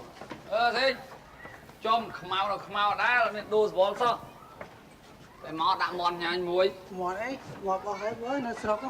Cho thế má. Mày ở sọc bái ấy. សុកខ្លះទុកខ្លះគ្រូ ហើយមកវិញកាយ ថាចង់មកសុំពួកឯងស្នាក់នៅមួយរយៈនេះចង់រកការងារធ្វើនៅពេញហ្នឹង អញ្ចឹងបើនៅមួយអញក៏នៅចោះណាវាក្រដូចគ្នាហើយប៉ុន្តែឯមើលបន្ទប់អញវា2ម៉ែត្រ4ជ្រុងទេណាហើយមួយជួរនោះមាន9បន្ទប់ណាបានហើយយកតាទៅទុកក្នុងហ្នឹង កេញវាយទៅលក់ម៉ាំហ៎ហើយចាំវាយតៃខ្លួនអីឡងហ្នឹងគ្រូ ហ្នឹងហើយទៅលក់ម៉ាំមិនឲ្យសើចអីអញតែងខ្លួនអញ្ចឹងមិនឲ្យមានដឹងទេអ្នកខ្លះគេថាអញឈួតអ្នកខ្លះគេថាអញឡប់អ្នកខ្លះគេថាអញភ្លើអញ្ចឹងណាអ្នកខ្លះទៀតគេថាអញកាត់មិនគ្រប់ទឹកមិនគ្រប់ខែណាហើយមានអ្នកខ្លះគេថាអញហ្នឹងពាក់ខោវត្តកងដូចរដ្ឋមន្ត្រីម៉ាំលហុងណាអាអ្នកថាវាបានអាថាណាវាដែលឲ្យលុយអញមកកាក់ម៉ាស៊ីនចាយណាកមកកំប៉ុងមកគ្រាប់ណាស៊ីបើមិនខំប្រឹងខ្លួនឯងមានអាណាជួយចិញ្ចឹមកូនអញវាបានអាថាអញ្ចឹងឲ្យខំខ្លួនឯង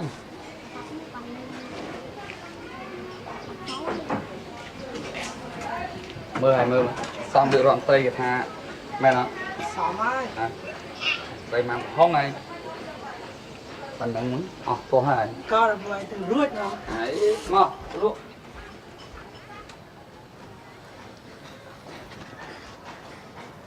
យ៉ាគោរៀបចំស្អាតណាស់បងតើបងឯង យេអញដាក់ឈ្មោះអាប្រឹងប្រៃហ្នឹងចាផងថ្ងៃតាក់ទាញវិជាប្រិយភាពក៏ដោយសារវាហ្នឹងដែរហើយកំឡោះកំមុំចោលមកហុំទិញក៏ដោយសារវាហើយមើលនេះអាវតិចស្មានរាប់រយដុល្លារទៅ1500លុយខ្មែរទេហាងក្រុមឆាត់ទូសកែគោដូចភ្នំចាអញទិញឲ្យមួយដែរមកលើកម៉ាំឡើងមកបែកខ្វាត់មកចុះ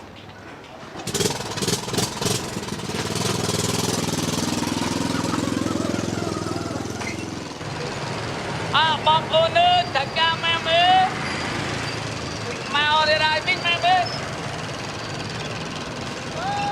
ម៉ាំអើយមើលតិចម៉ាំអើយម៉ាំអើយឆ្ងាញ់បងប្អូនណាហូបម៉ាំសូមរក្សាសបកចាប់ទុកសំតំណាងនៅទីវាអិនណាសបកចាប់នឹងរង្វាន់ឈ្នះព្រាមមកទេពីគ្រាប់បងខ្លែមើលខ្លែ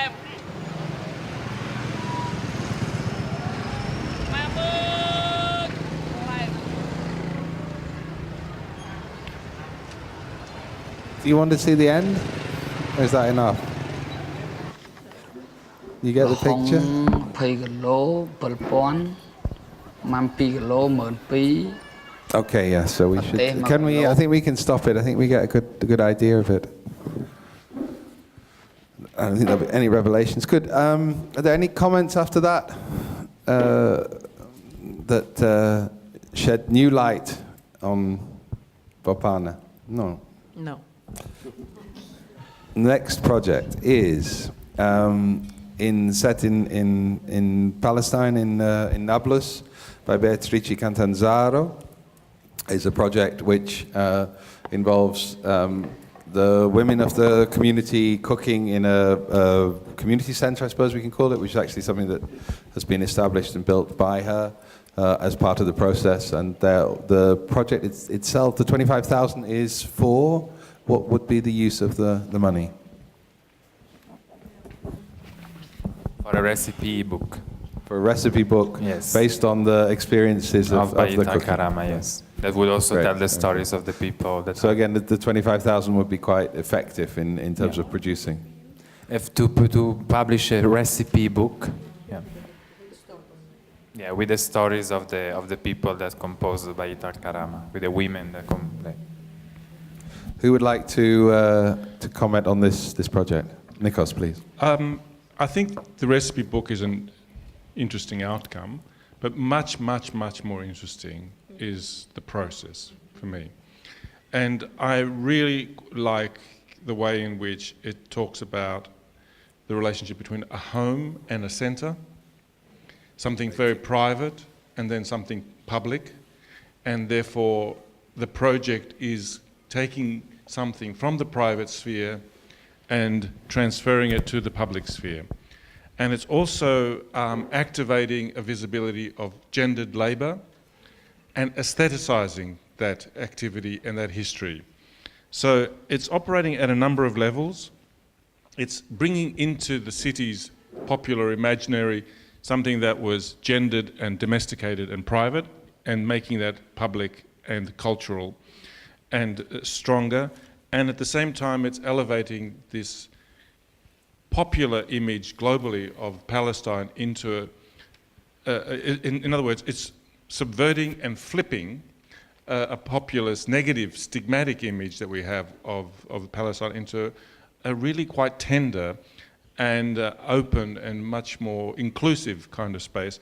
And I find this is a sort of producing what I call ecologies for productive belonging, where people create a centre where they also feel a sense of belonging, but in the process of belonging, it's not just a subjective and symbolic activity, it's also a very productive and economic activity. And I find that deeply interesting. And I think a very, very significant statement, and beautiful as well. Can I just say a word? Because in the issue of disclosing our connections or knowledge to the project, Beatrice is a former resident of the University of Ideas of Città dell'Arte, and Baital Karama is, we can consider one of, we call them the one working site of transformation, in a geography of transformation that we see and foster and promote. So there is this connection that is, I think it's important that we disclose. Yeah, and I think in one thing, I know the project also well, and I think what is interesting about it, that this is a project that is sort of like self-initiated, that is sort of with a group of people that sort of like kept continuing it, and they find a way to keep evolving it into what they think they need. So from doing maybe some very formal presentations outside to really working with the group on a new idea of what a community center could look like there. And I think that's sort of like, that to me is interesting. Because of course, I mean, we all at some point work with food and with cooking, and I mean, it's very popular, but there it also served really a true understanding of I cannot pronounce the word.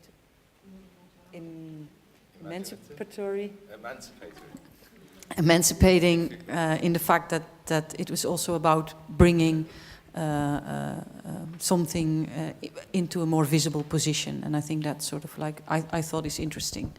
But I think I also admire the stamina of it. So. Nikos, maybe I can come back before you start, Chloe. Just the question of translatability, which you brought up quite strongly. I mean, some of us know the situation in Palestine relatively well, and certainly the lack of community facilities is one of the things that strikes you very, very quickly. So in that sense, it's very important. But to what extent would this be a translatable, in your terms, would be a translatable activity? I mean, what I said earlier about this idea of ecologies of productive belonging, I think is enormously translatable. That is where you take something that's previously as a form of labour that's done privately, but then you choose to do it collectively and publicly. And a lot of young people are doing this today now in many cities around the world, which is rather than working on their laptops at home doing design work or whatever, they choose to congregate in certain parts of the city centre where they have free Wi-Fi, which they probably can get at home as well. But they choose to work in a collaborative, collective environment because there's pure desire for sociable space, to create sociable spaces. But at the same time, they also want to not just hang out and be in the company of other people, they also want to feel that this is a place of production as well. And I think this aestheticization of our everyday life is also a re-aestheticization of production as well. And this is one of the elements that I find enormously interesting in these kinds of projects. Koya, thanks. Well, I mean, this project sort of forces me to go back to what you said at some point, Nikos. Nikos, is instead of us asking, is it art, we should go into what kind of art it is. And in asking that, what kind of art is it, I am compelled to ask, why is Beit al-Karama more interesting than any other women community center? Like, I mean, is it because the person who's initiating it or who's behind it is an artist? Or is my aunt, who has her female group and empowering organization somewhere in the city of Douala, doesn't have the same exposure but doing the same work? Here specifically, I'm a bit challenged. Challenged not in the understanding of the project, but rather in its location. And I'm not meaning Palestine or whatever, but in its location within the territory of contemporary art. Yep. Okay. You know, that's.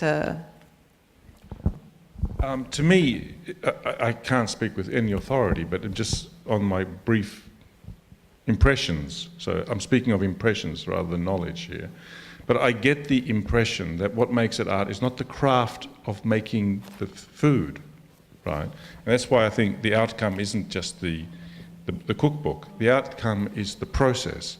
And what's more interesting is to use Ulrike Tirvanidja's phrase, it's the way you sculpt hospitality that makes it art. It's the way you shape the environment, the way in which you, through the congregation, create an aesthetic experience, a sensory awareness of possibilities.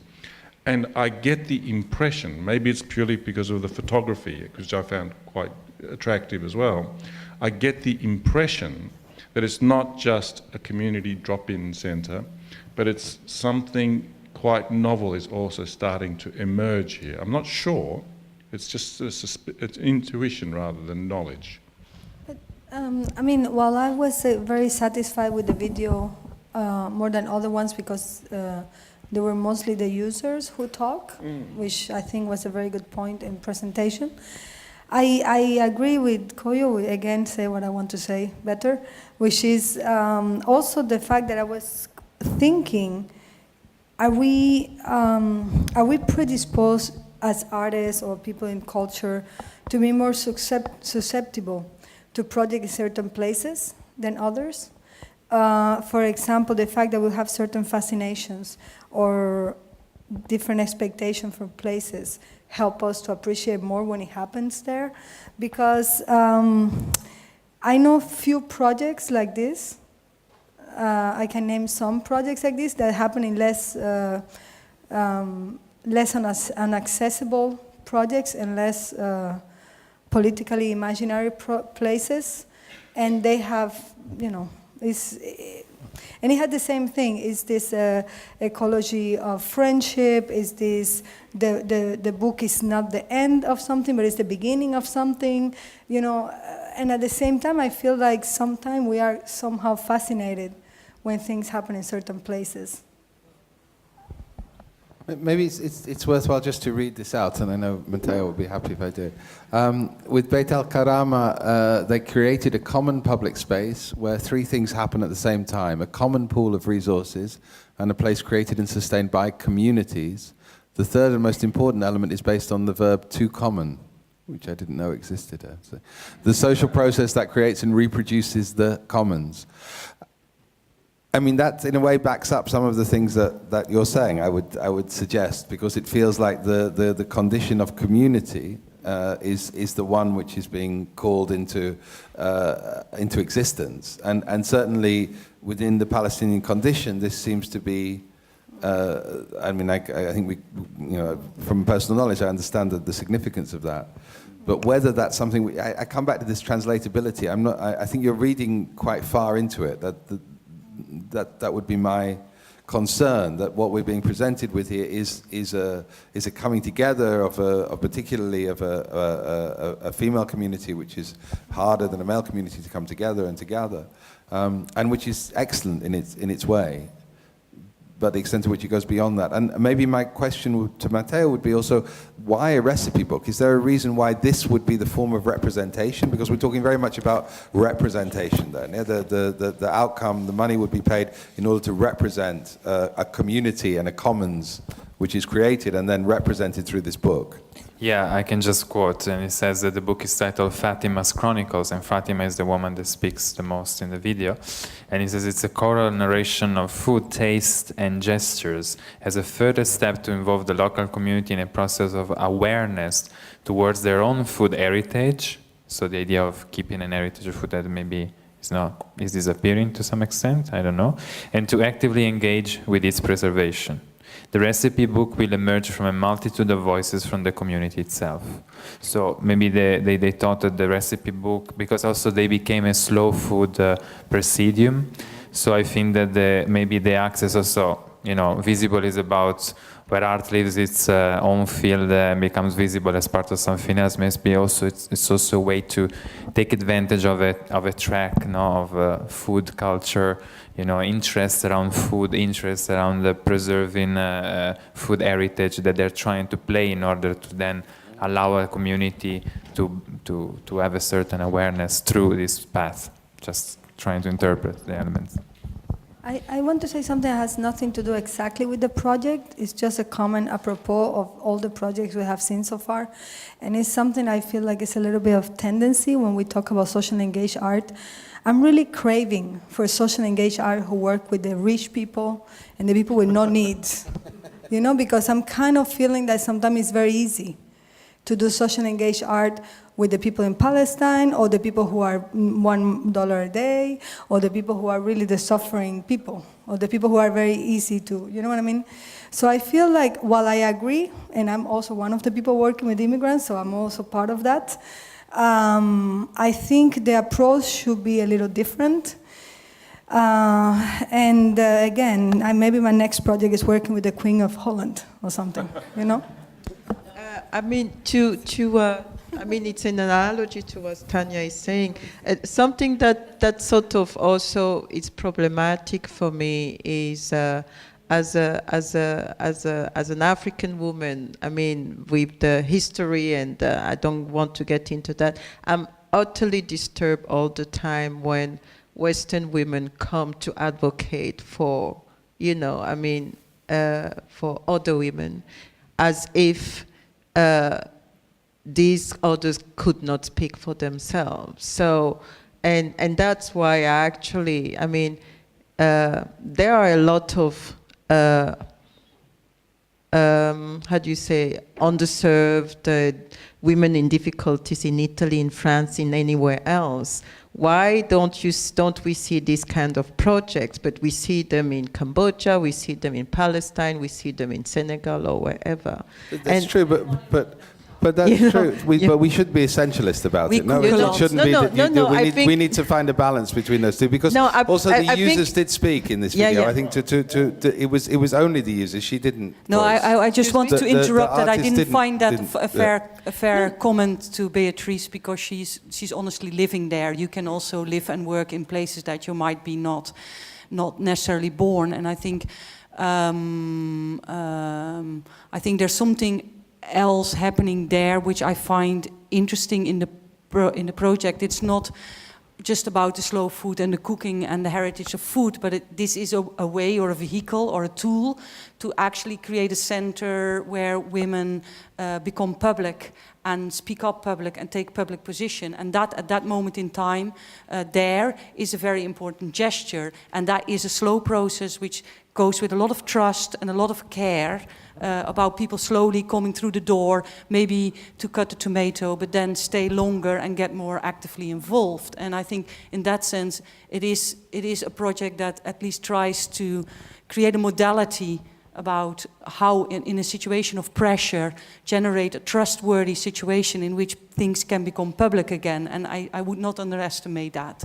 I totally, I mean, I see that. And that's not a privilege for somebody that's born there. You know, I mean, I really think that it's in, I mean, so why don't she, I would, for instance, appreciate if she would sign the project with the names of all the other women, not only her name. For instance, you know what I mean? That's exactly what I'm talking. You know, that's their fault, I think. It's our fault because we wanted to have a name, a representative name. We put a name, but the project was submitted by Baita Al-Karama, so it's not just Beatrice. But then she's the artist, so we decided. I think it's a valid comment, but I think we need to be careful about being essentialist, where we say that people should only work in where they're born and things like that. We need to achieve that. It's not about that. No, it's not about that. It's more about. Wie sagt man Bevormundung? Bevormundung. Bevormundung, supporting. Not supporting. It's staying in the place of, in lieu of, or you know.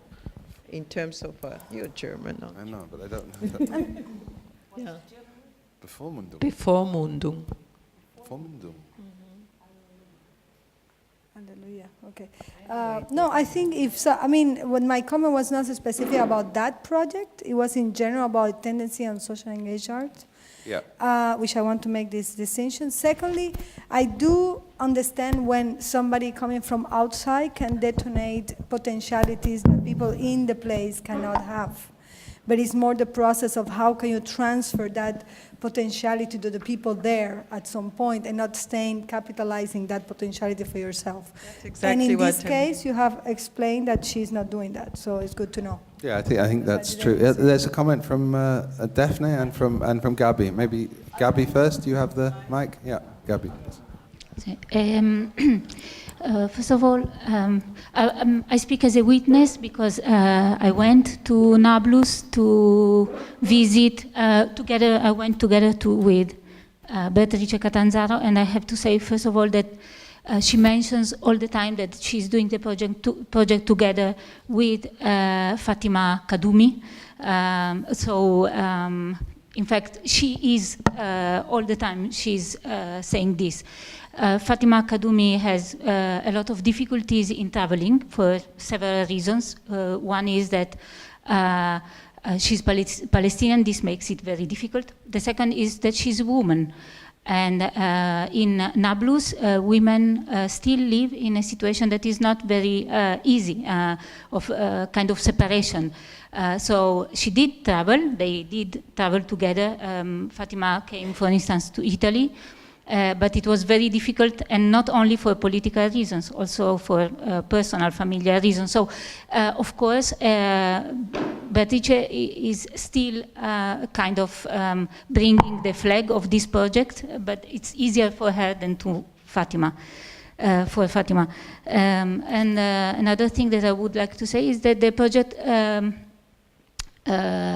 started in a very natural way. Is a long-term, she has been working for some years already in a very natural way. It really started from a friendship.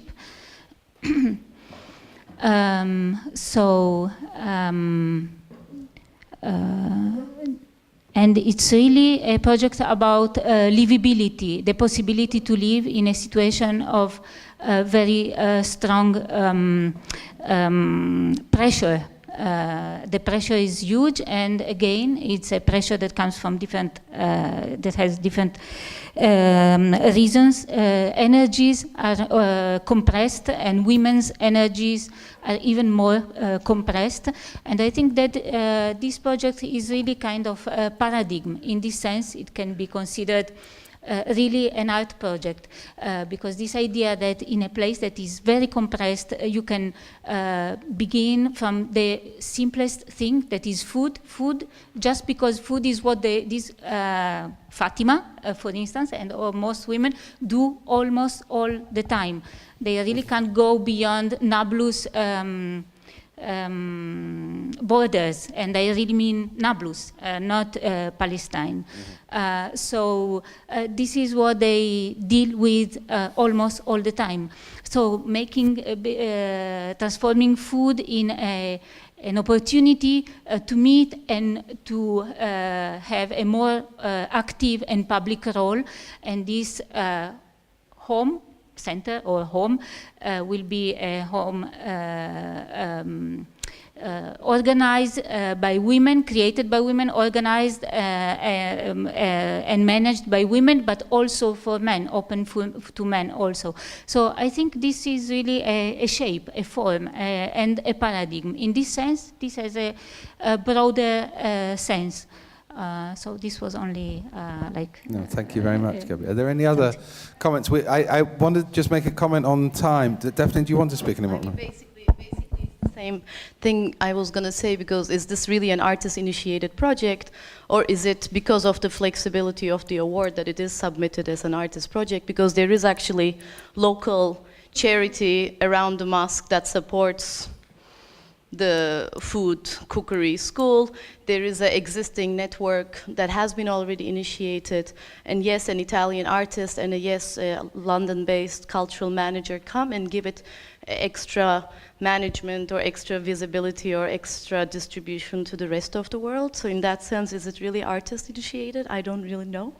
That was one thing. And the other thing is, back to what Tanya said, I mean, there's something about it's so easy to be seduced because it is Palestine. And you look at the video and you think, wow, like everything that is destroyed in Syria, in Damascus, in Aleppo, like you see it in Nablus still alive with the soap factories and food and all those elements. So you kind of get that sweet spot, like, okay, this needs to be cultivated. You know, maybe the award gives it the next 3-4 years for that productive belonging to be even more multiplied. So in that sense, there's something very genuine. And I think, as far as I watched, I missed the morning, but it's the only video in its authentic language.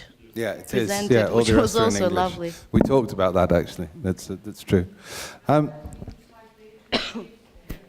Beatrice lives there, absolutely. I hear that, and I actually disagree with Koyo. I mean, the foreigners have a lot of enabling power wherever they go. They connect the locals to locals more profoundly sometimes than the local themselves. The same way, you know, Ai Weiwei back in the 80s, he got so much cushioning and sheltering either by being abroad or by being with people who were from abroad that of course he has other powers that are behind him and supporting him. But I mean, I think it's very unfair to just say foreign woman lost doing soul searching in abroad, trying to enable a community, because then you really lose all the essence of all the foreign workers in their respective contexts, what they are doing. Yeah. I mean, very often seen, as much as the cliche about a location which is seductive, you know, like troubled locations. So it's an analogy. And I absolutely, we take it personally, I live as a foreigner myself, but I just think that it's a recurrent pattern that comes a lot and that is disturbing to me, which I think... I'm going to cut it short because we're already 20 minutes over and we're only halfway through the meetings. What I would actually propose is that we try and go on through these discussions if it gets, because I don't really want to rush them. This is the core of the activity. I think there's going to be some coffee outside quite soon. It's might even there. So if people would like to go and get coffee while we continue the discussion, I propose that we work through the break. And Michelangelo's already being a good... We've still got 5 to go through, so we're halfway through. So I think people can we won't take it rudely if people wander off and get coffee, but if you don't stay, of course, you won't get a vote. The next project... Can I say something very quickly? It's one line, I promise. One line. About what you say about the person who is foreigner. My problem with it is not that somebody can go, because I'm from Cuba, and many people have come from outside and helped me to do stuff. But is the reciprocity of that situation. When you go to another place as a foreigner, then you cannot. If you come from these kind of countries, you don't have the same access to this power and to change anything or to comment on that culture. So I think for me the problem is not about people going there, it's about how can we establish a global equality in this kind of relationship. No, I mean, I think it's a topic that we can also return to many times into the future. If we can go to Fernando Garcia Dori's project, I'll do the reading of the quote first. Garcia Dori is also interested in a larger European context for reconsidering the rural, from the unequally distributed local effects of pan-European cultural and economic policies to the complex interrelations between tradition and contemporary experience. So this is a project, if you remember, that's set in Puglia, around Foggia, which is an area that was initially drained by the Mussolini government and settled, I think, from people outside of Puglia, no? From non-Pugliese. And then ran from the 60s onwards, basically has been in decline, and this is a question of how to revivify it. Any comments would be useful. One issue that I had, and I have to say I know Vessel and I'm on the board of Vessel, so I have a vested interest in this to a certain extent, which I'm happy to declare. But one question that I did have is to what extent is this an active project, and to what extent is it something that, and I'm going to look at, so to what extent is it an active project, to what extent is it a proposal?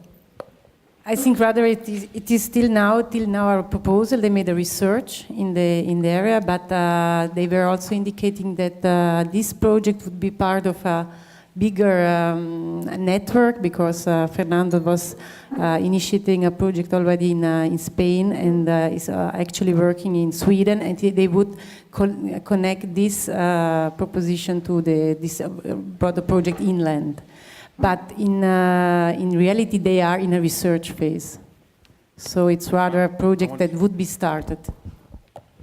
So the question of viability or sustainability might be one that we would just an information, the project is also started by Marco De Gaetano, that is an architect that started the idea, then shared it with Vessel, and then Vessel invited Fernando to develop because of this inland larger project. So. Nikos. Can I comment on it now?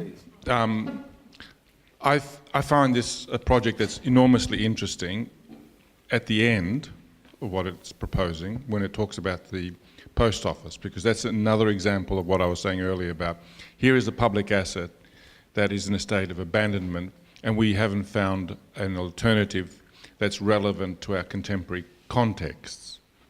So here is a project that points to a very, very hot spot in our contemporary life. But the majority of the video is about the background of the environment.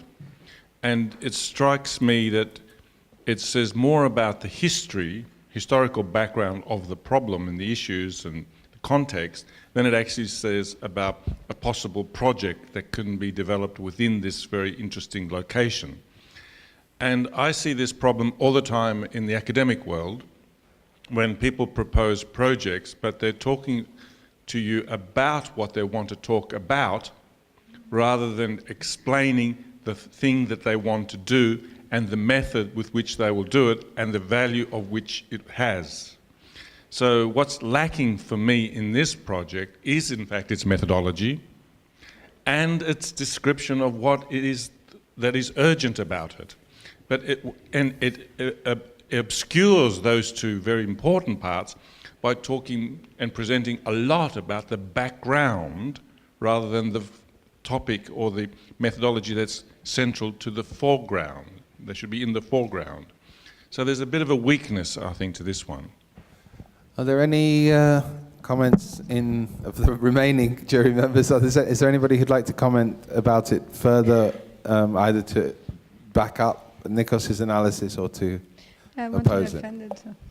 I mean, I think this is part of the disadvantage of having a prize situation or award situation where there are projects already developed and projects that are really in a very early stage, and I think that's a kind of disadvantage for some of the inequality we have here, and I think, unfortunately, yeah, this happening in this project, where in another kind of context we will be very excited about, but because we've seen projects that already exist for a long time and so on, is kind of. But in another way, I know Fernando's work. He's part of the Arte Útil exhibition, and I know the capacity he has as an artist to really come up with something extremely different and extremely surprising, and at the same time very knowledgeable and very unique and very creative. That's all I can say, but of course it's a project very information. So. Jana. In 2 years' time. In 2 years' time, he can apply again. No, because I feel this one to me is too premature to even look at it, because it's a lot of sort of possibilities and a first initial research, and I can not say anything about where it's going, like what kind of thing it will actually precisely address, or even how it will be continued, or what will be the methodologies, or even what will be its primarily focus. And I mean, I like his work as well, so that's not a problem, but I think this, is just too early.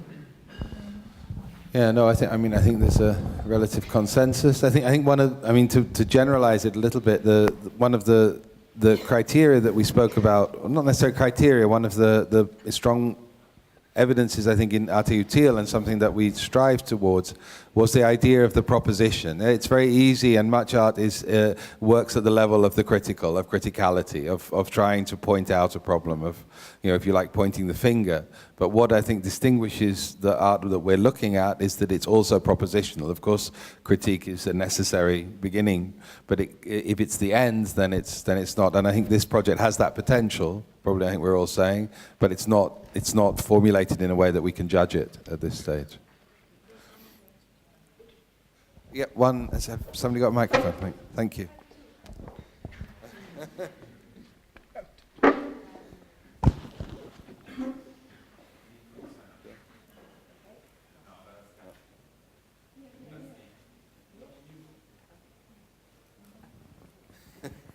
Thank you. And I talk just because I studied the area, so maybe I have some further information about the context, and I understand the doubts about the historical dominance of the perspective, but the point is that history of this place is so peculiar that is very relevant to the project, and it shows how deep is the research that Marco De Gaetano is doing. Is 3 years. He goes in these villages almost every week and talk to the people and try to understand how to improve this context. And the problem is that due to the fact that it was an artificial rural space, people abandoned the place, and so they suffer about kind of lack of infrastructures and total lack of representatives. So I think that the project is searching for ways to merge together local people and migrants who are a consistent part of the social texture, to find a way to to improve the common awareness of the fact that they are in the same political body, to fight for their representatives to the political institutions. So the network and the radio are two outcomes that can be really practical in these terms, because they want to create a council, the video says, and everybody there complains about the fact that there is no any more council to the local institutions and with a very local perspective. So this is the kind of... No, thanks. That was really helpful, I think, to give us another angle on it. Thank you. I'm going to go ahead to the next project, unless there's any other comment. Yes, one from... Can we get the knife? Paolo, can we get the knife? Can we get the microphone? I'm just slightly... first of all, I was a bit disappointed because I really like this artist and I was looking forward to see the presentation. But then I'm a bit shocked that there is consensus that it's too premature. Why is it selected from nearly 80 projects to be brought to the fore, and then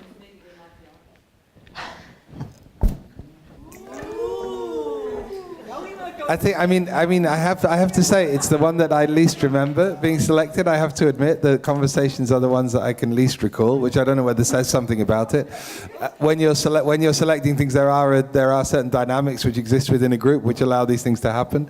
But I also think that it has a lot of potential, and I think, as one of the pre-selectors, I would defend it on the fact that also the research has happened, as you said, but also that it feels like it's addressing a very particular problem which it felt capable of doing. So they felt, when we thought about the question of actualizing and sustainability, even though it is a proposal and it feels more like a proposal now than it did at the time, I think, but also that it feels that it can be actualized, and knowing the groups, knowing not only Fernando but also Vessel, then there's a certain amount of trust in that, which I think probably helps to push it over the line.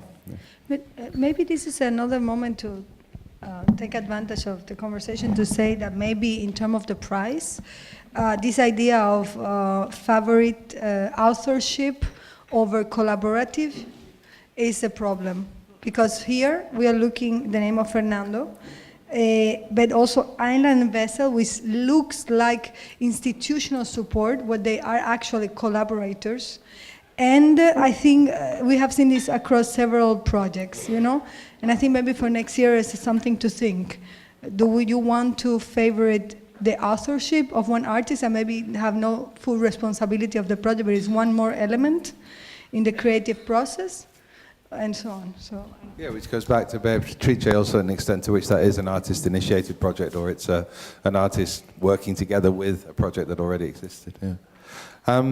Okay, the next project is, yes, thank you very much. In Canyiso, which is Zanele Moholi is now the name associated with this. And this is a project which, as you know, I think proposes to make a film of 120 minutes or so, I think she said, recording the lives of some 20 black lesbian South African women, obviously black lesbian South Africans, and their situation as a minority that suffers hate crimes and suffers the gender politics of South Africa. I'll read the statement out. In Canyiso is a groundbreaking platform driven by a legitimate claim for human rights for all. It also stands as a possible model for other creative activist groups on the African continent, where most LGBTI individuals cannot be open about their sexuality for fear of their own safety. Maybe I can start with Koyo here, not only because you're African, I was just going to say that, but because we talked about this before, and so we had a conversation, and I thought it would be interesting to get your point of view, because I think it's quite clear. I think it has evolved since lunch, no? Well, that's a tough one now. You were very good before. I'm less inspired now, maybe. No, I just think that, I don't know, I think we have to be very clear. About the activist stuff. Yeah, I'm getting to that. We have to be very, very clear in terms of where are the limits of activism and where artivism begins. In this specific context, I mean, in this specific proposal, I'm really not, and I don't think that a film is like the most appropriate tool for the kind of process that we look at or we want to see in a socially engaged artistic practice, and this is one, and it also has this element of autonomy that also for me speaks against the idea of community and collaborative. I mean, it will be Zanele Moholi's films, certainly on a very important topic, but it has this authorship that I have a problem with somehow when it comes to, engaged social justice. And so I just think that it goes beyond one person. It has to go beyond one person. And on another level is also what kind of art is it? It will be a platform. The topic that Zanele is dealing with is absolutely serious, and as a photographer, she has played it out in a very, very good way. I'm following her work very closely. Actually, I'm showing her in April in Dakar. But I really think that it's making this film to set up a platform and to raise awareness for the situation of black lesbians in South Africa. I miss the voices of all these other black lesbians in that proposal. I miss their voices. The only voice I hear is Zanele's voice, which is talking for the others. I really miss the involvement of all these others. And I also miss a kind of, be it a communal space, be it virtual or, somewhere there where there is interaction, and an interaction that goes beyond an end product of a film, an interaction that is continuous. And I know they do it, but she's not showing it. But so. In the movie, it shows just for a second the screenshot, because when we received the proposal, we were also wondering, is it Zanele, is it this platform called Incanisio? And we've been following the blog Incanisio, and they have a new post almost every day written by different people. So in the blog, you really perceive this community, and in the video, it's also nice to see, for example, how when she speaks with one of the writers, like, pushing her, like, write the second part of this, it was so good, do it that way. Like, really, so there is this online platform, and from what she says, the video will represent 20, at least, of these people that animate the Incanisio platform. And just one thing, I know maybe I shouldn't, but speaking about the criteria, another criteria that hasn't emerged, and maybe here speaks out loud, is the criteria of urgency. So, shall we consider that or not? Yeah. This is excellent because, for example, this is the only project that when I saw, I really thought this price can be very good for the project beyond the idea of production, because she can probably have more money for a film from other sources, but in terms of the idea of visibility and support. And using the prize or the award as a way that person feeling supported and showing other people they are not alone and not only doing this from this kind of underground situation. So. Maybe what could be interesting also to add is also this wish of distribution of the film, because what it's interesting also that it's in a certain way going out also of the art field, because they are looking to show the film in the community, of course, first of all, but also they would like to distribute it in festivals and make the film really circulate also through the website. So that could be also interesting, that they wish really that this film is going around.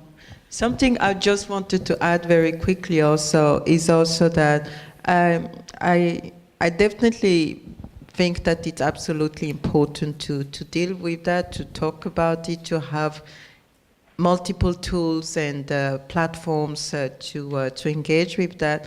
But the perspective that Zanele is using here is still a perspective of a stigma, and I miss the empowering. I miss the we are fighting it. We are, you know, we are getting over it. This is what we are doing to do so. It's a categorization of look how bad it is, and it doesn't go beyond that kind of premise. And I think that is problematic. I mean, to be fair, she addresses that by saying rather, while the common thread through their stories will be the experience of hate crimes, this will not be the focus of the films.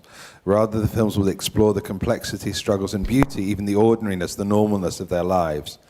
Which, moving beyond incidents of violence and abuse, is, as with many women, a challenging part of life. So, I mean, I think there's an element where she's trying to address that. Maybe I could ask you to compare it with Bopana for a moment to see whether that relationship is one that pulls, with the $1 thing, whether it pulls these the strands of this project out. Would anybody else like to comment on that? Yeah.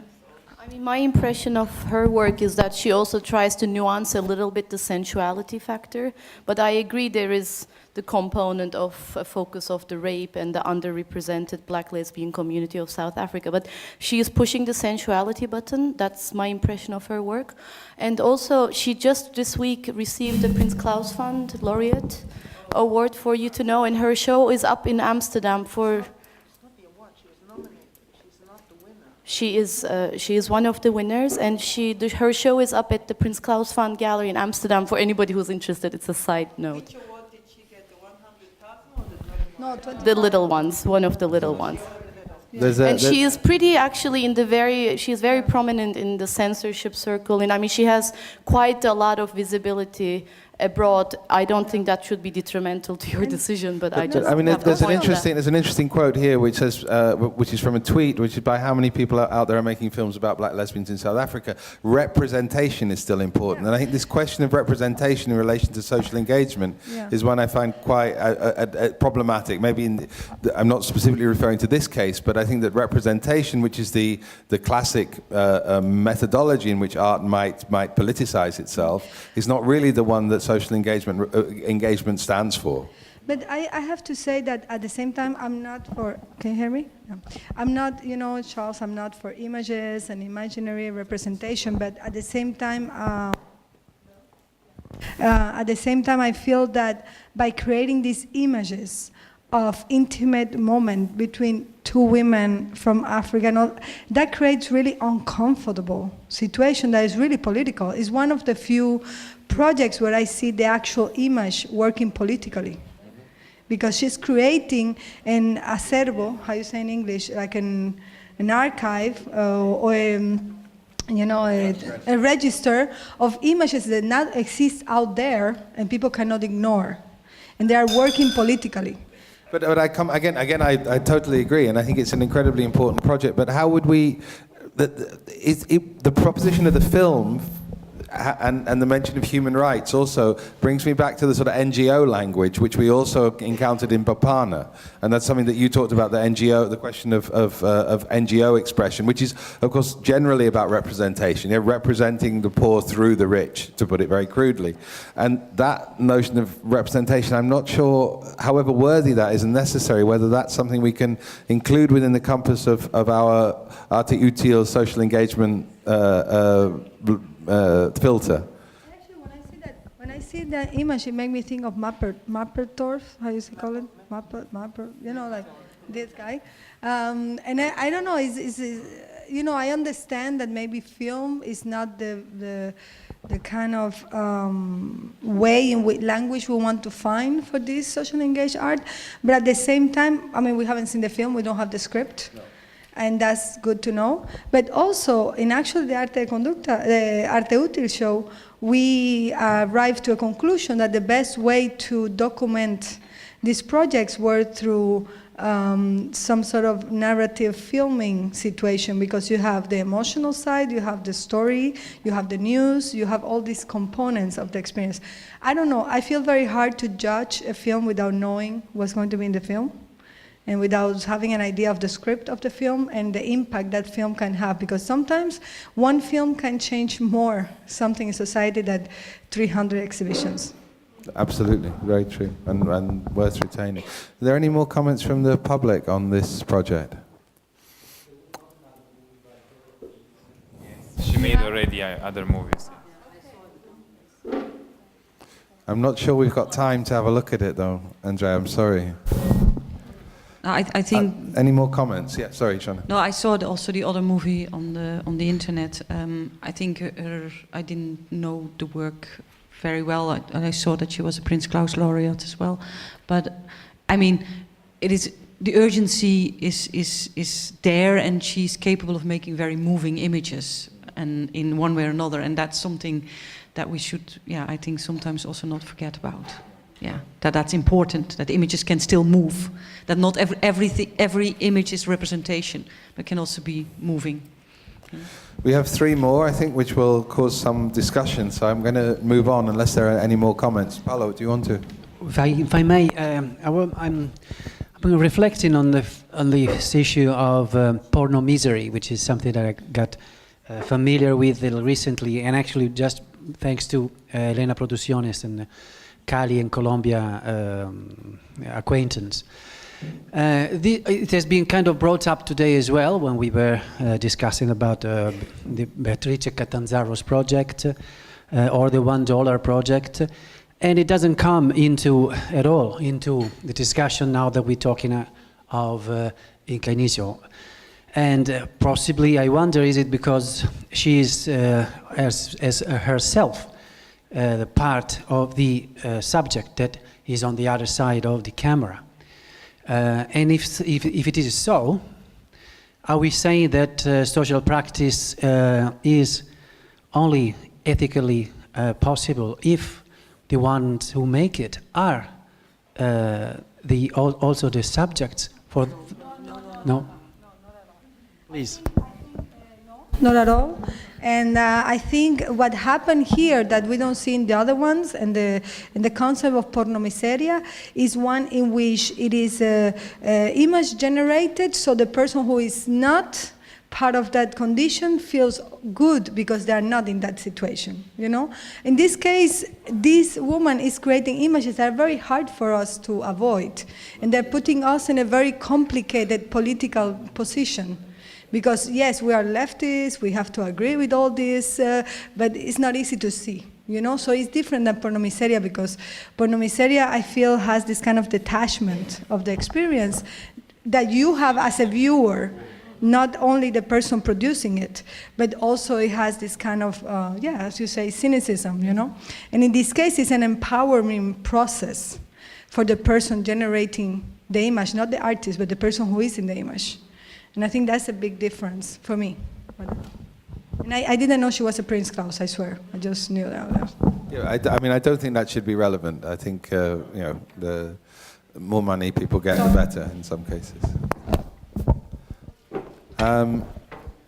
Eduardo. I'd just like to mention it can be quite easy to see the project and to imagine that it's just about black lesbian women, but black lesbian women in South Africa, I'm from South Africa, as a topic really cuts so deeply into all the political, racial and gender issues that are present in South Africa. So I think also maybe I need to add into that really this cuts so deeply into the current issues that South Africa is going through, that I think especially for that, it breaks out completely from just being a film about black lesbian women.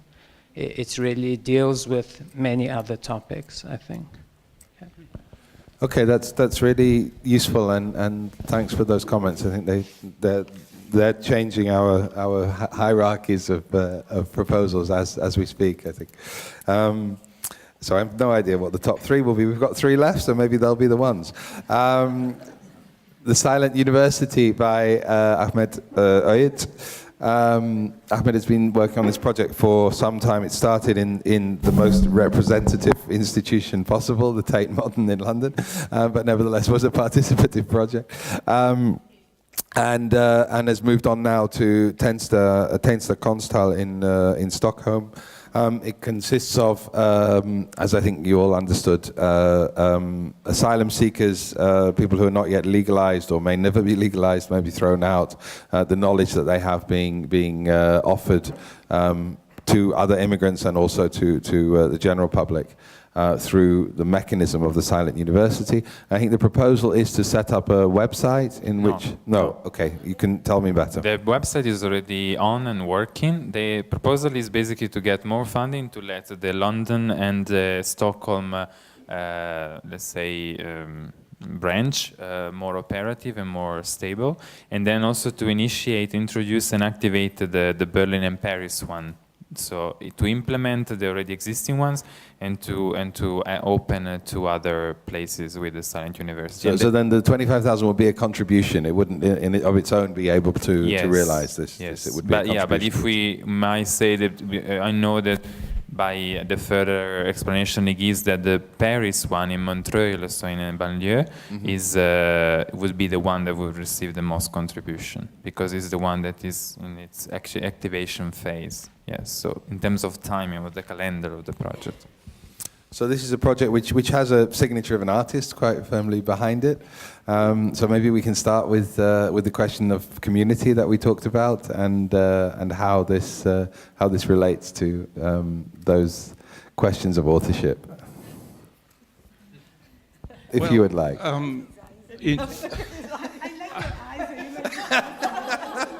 I'd hate to disagree with you, Charles, but very good. It might have the signature of an artist on it, but it really speaks to a global need.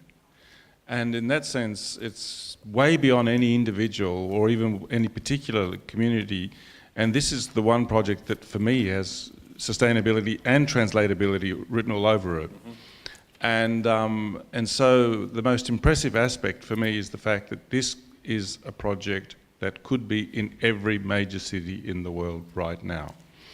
And it's imminently transferable because there are, in every country, there are people who are dentists in one country and a taxi driver in another, that are nurses in their home country, but, you know, cleaners in another.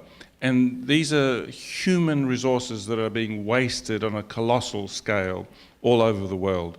And I understand the need of calibration, but I also marvel at the wonderful way in which this proposal has been already developed. So it's speaking to a social need, but then to call itself the Silent University is an incredibly resonant, you know, it's echoing thunderously about the violence of wasting people's capacities.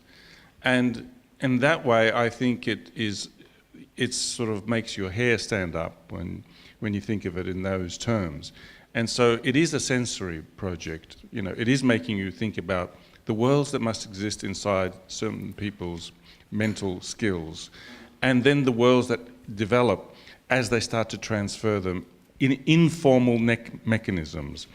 And sure, these people aren't trying to say, well, we'll create a university of validation, therefore, but a university for the exchange of ideas. And that, I think, is a very beautiful thing. So I think there is an idea to create an ID card and to actually have some formalized aspects in it which would allow the rights of a student to be conferred on people. But more than that ID card, what I think it's doing is prompting each society to think about the way in which it wants to use and work with and recognize the value of other human beings. Now, of course, there must be some process of evaluation. That's not to say that this is to be ignored, but it's to say, how do we initiate that process of recognizing another person's worth and capacity?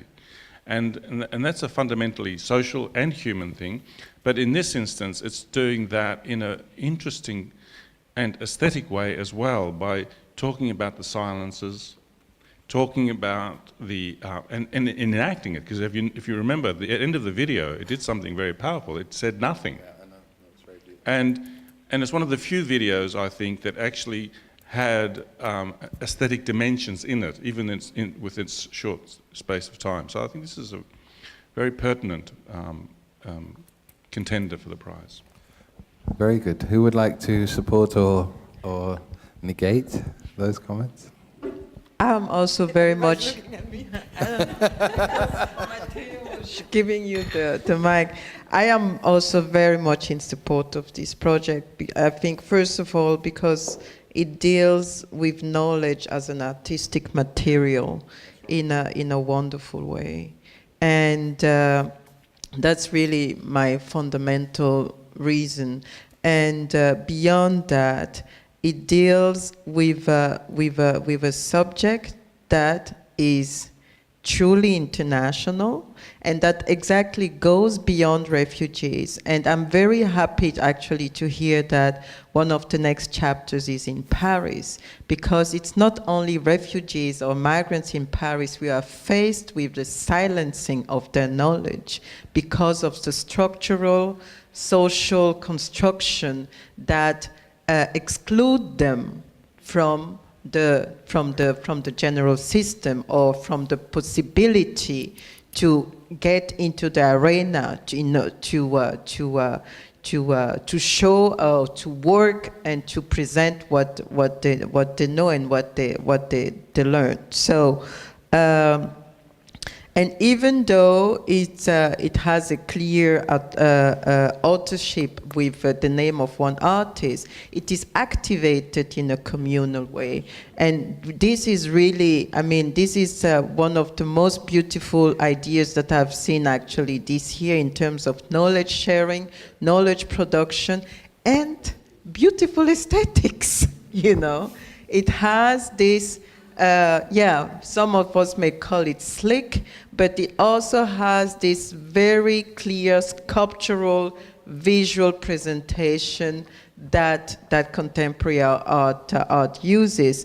And I really believe that it's a project that has this capacity to go beyond its initial plan, so to speak, to be in terms of modality versus model, to be applied in different places, and I actually would really like to see how, and this is a question maybe to you, Matteo, and to Judith. I see that they gather all that material in folders. And I didn't go to the website, but is it, for instance, all these people who participate in the project? They are profiled with the, educational background, what they were before being a migrant or before being in a refugee situation, and so on. And is all this material accessible, for instance? In order to access this material that exists on the website, you have to register. So you have to go through a registration process. And unless the data are sensitive, so because some asylum seeker maybe don't want to appear with all their information, but unless they have their situation is sensitive, yes, the material, the information is all there, and also the lecture that have been given, if they're filmed, are available, and the texts that are made available are also made available during the lectures, are also made available on the website. It just takes a quick registration. And exists also the card, the ID, and Ahmed, we witnessed a workshop, and he wanted people to have this ID and try to use it in museums, try to use it in institutions by saying, I'm a student or I'm a lecturer at the Silent University, really to try to start to distribute this logo also, to spread it around. Yeah. No, it's really brilliant. I love it. Please, Nick, let's have a comment. We can go to the public and then back to the jury. I just wanted to say one thing. It's the only project that we're looking at today, which is actually in the Museum of Art Utile show, and we put it in institutional repurpose, this room, institutional repurpose, as one of the strategies that we're looking at these projects through. And I think that's another thing to consider with this project, is he's done it through Tate Modern, as you say, it's most sort of representative of institutions, and in Tensta Konsthal, and he's really asking institutions also to rethink their own modes of operation. Yeah. And I think that's a really important aspect of the project as well to think about. And I think I would also agree that I mean when I said that the Tate is the most representative, it wasn't the cynical comment. I mean the fact that this project has managed to arrive at such an august institution is a mark of the success of infiltration essentially, because clearly that's not an institution which would necessarily want the results that the Silent University is trying to promote. That's a comment by Pelintan. A comment by Pelintan that the host institution needs to re-examine its own institutional body and has to decide whether it wants to be a part of the social affect as a transforming instituting practice or continue to remain as a neoliberal bureaucratic instrument of culture nowadays. And I think these are images from the Tate, I think, actually. Yes. So that's, that's a plus point, I think. Okay, two people telling me I have to say something. I support it, but I'm not the best person to support it because I was contacted by him when he started the project. I'm inviting him to do something, Imigra Movement. He is in the show of Arte Útil, so he's also in the collection of the Van Abbe Museum, and he's had exhibitions here. So you know, it's and a also small network. it's a subject that's very, very dear to me. So it's a European project. It's a European project, or it's something extendable? It's an international project because he wants to do it in the United States as well. He's doing it in the United States. He wants to do it from French. Our project will be sustained for French project, no? Yes, French and Berlin, no? Yes. It was done already. But mostly France, yeah. But not Asia. No, but I think places, I think or European. Yeah, but that's what I like about. That's what I think is. It's a proposition can be exported. Yes, of course. I think it's a very interesting. I mean, the way he has proposed it is very clever because it's very close project, so it's very easy to implement in other places, not even by him, by somebody else. And I think he would be supportive of that. I'm absolutely sure that it's not something where there be any issues about other people. It's a lot of work, of course, but if people were prepared to do that. I mean, one thing that I would like to believe is that it's not so much this is a project that has lots of franchises, but rather that this is a project that does itself what it does for itself very interestingly, very powerfully, very beautifully. And the compulsion that comes from that is that other people then say, why haven't I done it here? And then they do it for themselves. It's not that he does it everywhere else, it's that everywhere else does it for themselves. Very good point. And of course, we don't know quite how that will develop, but the proposition, I think, is there. But he's kind of doing that already because when we invite him to Immigrant Movement for the residency project, he make us do a lot of stuff. You know, so he wasn't the person there. Like, he really wanted to give us the tools, and then we had to do the project. Enough positive comments. Is there anything negative about the Silent University? No? Jana, do you want to say anything, or are you being silent because you feel in a minority, or are you being silent? No, I was just thinking because I like the project also very much, but I was just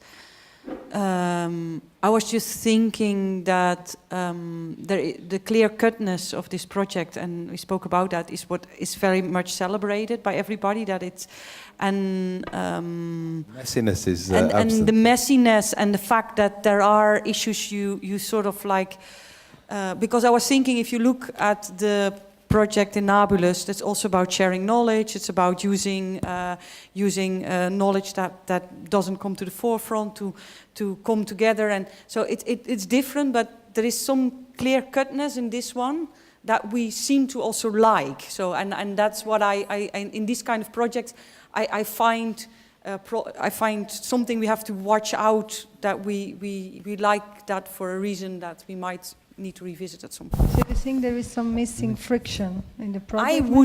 That's what I might say, that I miss something that some of the friction. So I just as a critical side comment, because I find us all, I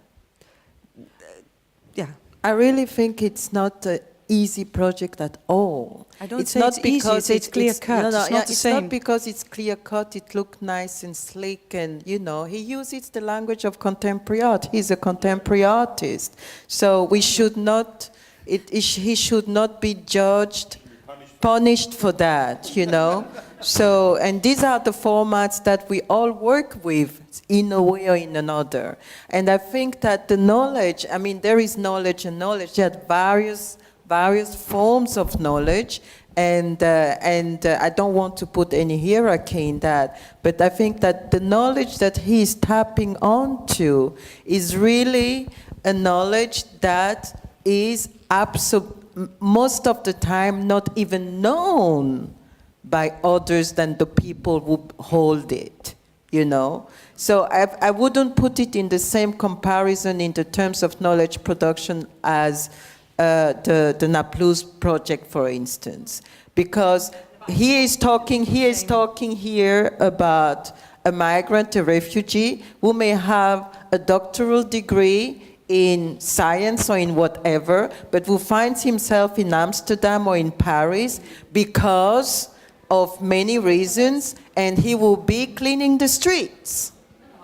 You know? Yeah. So I think it's really, there is a difference in that, and I think that this is something that, exactly as that Nico said, it has been talked about, but it has never been enacted in that way, and specifically in the context of contemporary art, even in the educational turn, where so much of archive and knowledge and so on has been produced. So I really think it's a brilliant project. It's really very good. I just want to make the point that I understand your point about messiness and the value that we want to give to that in terms of its fertility. But sometimes a fertile idea is not evident because of its connectedness to lots of other possibilities, but it's actually, the fertility comes from one simple note, a single note. And here the simplicity of this project, which also is conveyed in the aesthetic representation, the simplicity of the idea is so resonant and it's so cutting, right, that I think we underestimate its complexity by focusing on its simplicity. Clear, very clear. Paolo. I've only got a concern. So, hang. Sorry. Paolo. Sorry, just a quick concern. Maybe, although it might seem a bit paradoxical, but since our decision, your decisions will award €25,000 to the winning project, can we consider the possibility that the project is simply too good to give the money, and maybe we should actually focus on others for whom the money would really make a difference? I think we can consider that in the last three. Let me say that. I think for our job, I think we should vote for the three that we believe the most. I think that when we have the discussion before, when we talk about the last three and advocating for them, I think that could be a legitimate consideration, but not at this stage. I think it would be too complicated to consider at this stage, if that's okay. Jana still wants to have a bite back. Let's know that's for the sake of the argumentation also, because I really like this project a lot, and I think it's an amazing project, and it's among the best. So but also, I mean, I really want to stress, and not only the messiness for the sake of messiness, but also there are some other things at work here. For instance, as it's not championing, for instance, lay knowledge. So it's not, for instance, a friction, for instance, that a cleaner in Bangladesh who is, for instance, a cleaner here.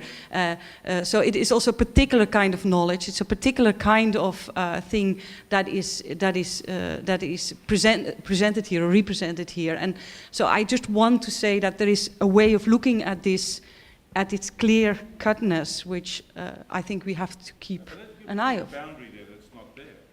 I don't know if it's not there. Yes, but you've just said it's not lay knowledge that's being presented, as if it's only professional knowledge that's being put forward. I'm not sure that that's the case. I think the beauty of this project isn't it saying that, it's not saying that... It's academic knowledge. No, I don't think it's only confined to that. People with degrees. Yes, I understand that it's people with degrees who don't get recognized in their own country. But once you propose this idea of a silent university, it's not simply confined to credentializing people who are previously credentialized. It's actually, I think, more importantly, coming back to Koyo's point, it's the saying that that knowledge itself, in the fullness of the word knowledge, is something that can be exchanged in a more richer and more open, more democratic and more aesthetic form, rather than in a purely professionalized, credentialized manner. And what I would like to see this project doing in other situations is to sort of radicalize the notion of knowledge in our everyday life. But what I think is really good in this project, because I like it also, is actually that it puts to the foreground the knowledge that is being gathered in other countries. Exactly. So, and previously we were talking about why, I'm generalizing now, why only poor people were sort of put to the foreground. And I think in this case it's actually emphasizing on these double positions. Because people who arrive in countries like the Netherlands without any position here, but with a lot of background, are actually foregrounded through this project, and I think that's really good. But what I think is really important, and that's going beyond this project even, is the responsibility of institutions. Art institutions, which go from exhibition to exhibition. So if this project may win, I think it's really important that attached to the comment on the prize, that it's also something like, how do you say it, a political claim, I would say, to art institutions that to make these projects, let's say, go beyond the project. So it's sort of institutionalizing hope in a certain sense. So how do you go with that? You know, how do you go with that? That if the Silent University gives people through this activity a position in a certain society, how do you sort of make that hold somehow? Yeah, and again, it's about the sustainability. Like Tate, you know, I think they already go beyond their capability, but I understood that they are able to sort of support this project for a year, which is already long beyond the normal duration of an exhibition, and that's not without problems, no? So then such a project has to move to a next source of money through an artistic institution. And of course, it's also the responsibility of society to deal with all this stuff that we generate ourselves somehow, no? But I think there's something that really needs to be shout out loud, I think, made this project win. But I think also the fact, and this also relates to Tanya, and I think Jana in some practices, is the demand that the artist makes on the institution is often the way the institution can move. Yeah. And so actually these demands that ArtMed places allows the Tate maybe to develop in a way it would otherwise not be able to, or be to have too much inertia to do so. I agree, but I think also that we should creating hope take seriously. Yeah. Yeah. I would like to move on, unless there's an urgent comment, because I think we have a fair smattering of comments, and it's good also that we had some backwards and forwards, that it wasn't only celebration. The next project I think might create a slightly different conversation, but you never know. It's the project called Christ the King of Bling by the Propeller Group from... Why are you running away? So I'm sure somebody's going to ask me why we shortlisted this one. What the Propeller Group thus compels us to contemplate is the nature of power as it is recorded and disseminated by media, advertising, social media, crowdsourcing, documentary, and the internet. By operating as key mentors inside Sant Art Laboratory, the Propeller Group also educate a growing sector of cultural producers and supporters in professionalizing and improving creative standards and knowledge in communist Vietnam. So this project is, as you know, 25,000, which I don't know, would that be enough money to produce the Jesus piece? But let's say it will produce some considerable element of it. Yeah? So the Jesus piece would be produced and then hung on the neck of the Christ the King in the central Poland. I don't think one question that came up, would just to clarify, as far as we know, the sculptor, neither the sculptor nor the priest who established this have been consulted in this proposal. And I think you tried to ascertain whether that was true or not, and there's been there's no proof of any contact. No, but the money would go in the production of a film again. So it's not really because they would propose to make this collar for the Christ, but the real aim is to get to meet the Reverend and Tito Caicedo in order to put together these two communities, one of the fervent Christians and one of the American rapper, with these two representatives, let's say, and try to understand why this obsession for the Jesus figure from two different, completely different perspectives today in 2013, and try to get together, to get them together. Who would like to speak positively about this project? And no. I mean, what would be the possibilities that this project would have to win the prize? Pardon? The question, for those at home, I kind of suspected that this question might come up. I'm getting tired as well. I'm getting a bit comedy. I think we proposed it for some of the same reasons that we proposed Bopana as well, in that it felt that these two were projects that effectively addressed the media, and that if they were delivered, then they would be able to create a kind of a provocative intervention or an effective intervention which would have a wide-ranging potential public. So these were things where the action, it felt, was the consequences of the action were more important and more effective than the action itself. And particularly this one, it felt that this could be quite a significant media event, and therefore felt to be worthwhile also in the mix of projects, to have something which is, let's be honest, quite different in its effect. Matteo, maybe you'd like to answer that question as well. Let me ask here, but the consequences for whom, the media attention for whom, for the award, for whom? I suppose for this sculpture and the... Matteo, help here, come on. You and I have this infamous job to be the lawyers for the artists, but which we totally embrace. And in this case, I think the point was that the track record of Propeller Group activity in working effectively by really reaching huge audiences on YouTube, reaching huge audiences in all the mediascape that they are part of, because growing up in Vietnam, also what comes across about their work is really growing up in an Americanized culture, basically, where every artistic expression passes through the entertainment business in Vietnam. So for them, they took this as a signature way of working, and also for them, what the real space in which they operate is really the mediascape. So how can they affect, let's say, a collective imagery by reworking the terms through which we understand certain paradigms we belong to? And in this case, they want to affect paradigms that don't necessarily belong to directly, because they're not part of they're not fervent Christian, but they're not part of pilgrimage that go to the statue of Jesus, and neither they are rapper themselves. But they wanted to, by this figure that connects these two communities, try to address the importance of such a symbolic value that they still give to such the Jesus figure today from two different, totally different perspectives. And doing this within the mediascape, so by producing a video that would be viral through the social media.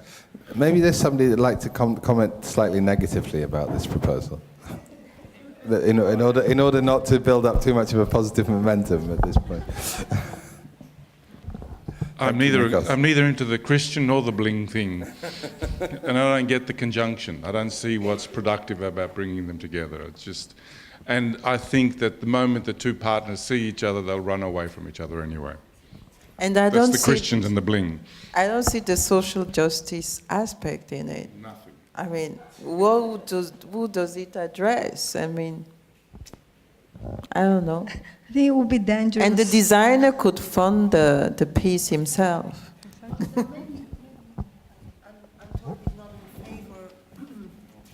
I'm not in favor of this work, but I could see that, of course, the priest, I guess, because this work was in Berlin, right? In the sculpture was the sculpture was there.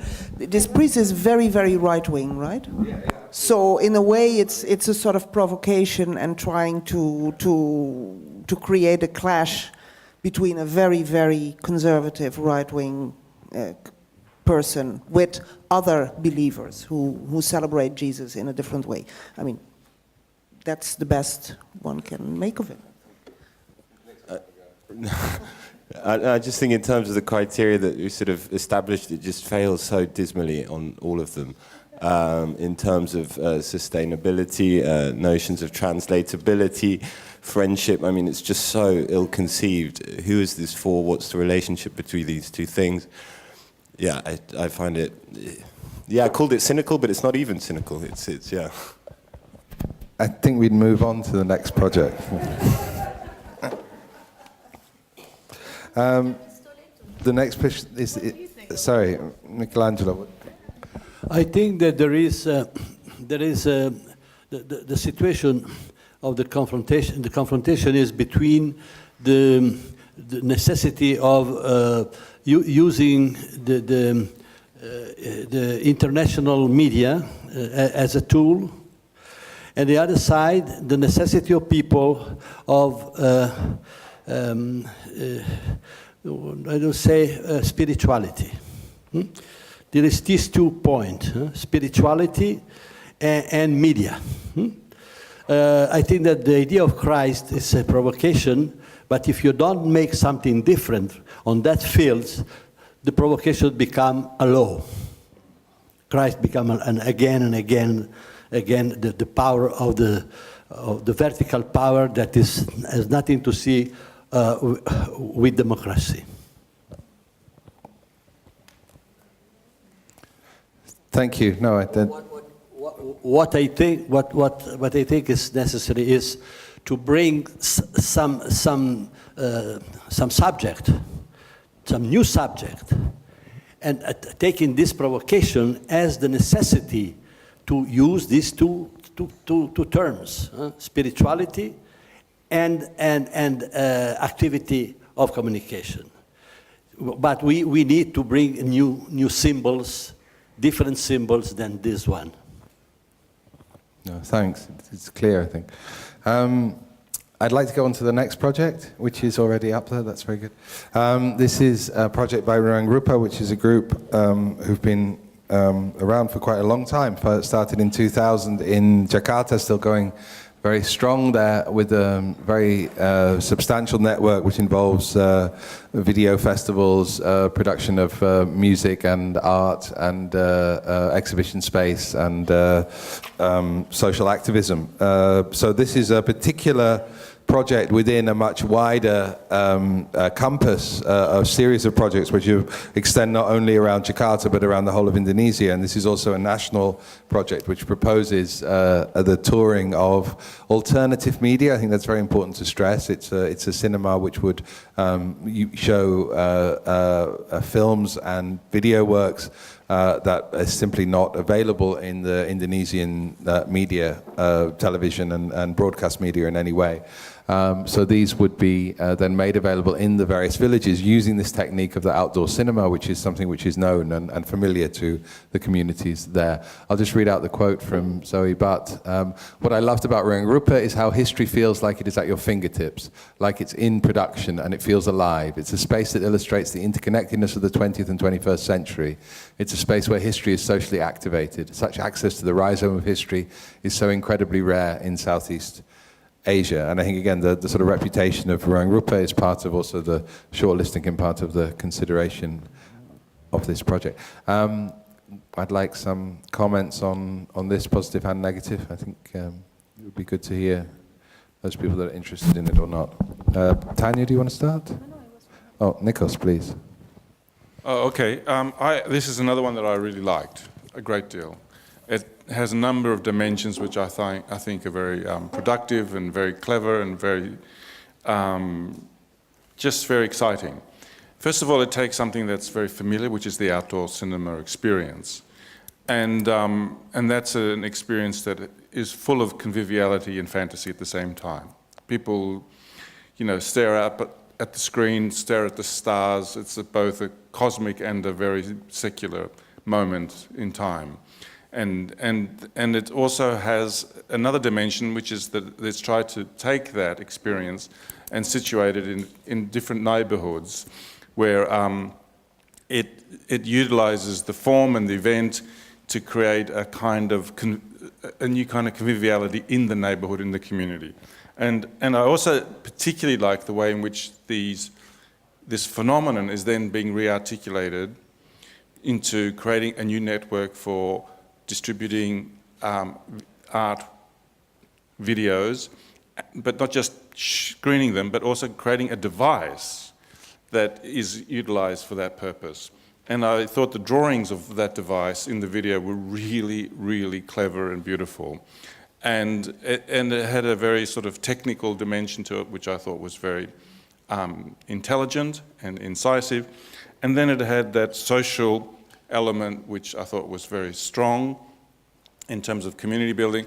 And it's revitalizing a tradition that's very deep in many people's imaginations and experiences, but revitalizing it in a different kind of way with new technologies and different content. And so it's sort of creating a new hybrid, I think.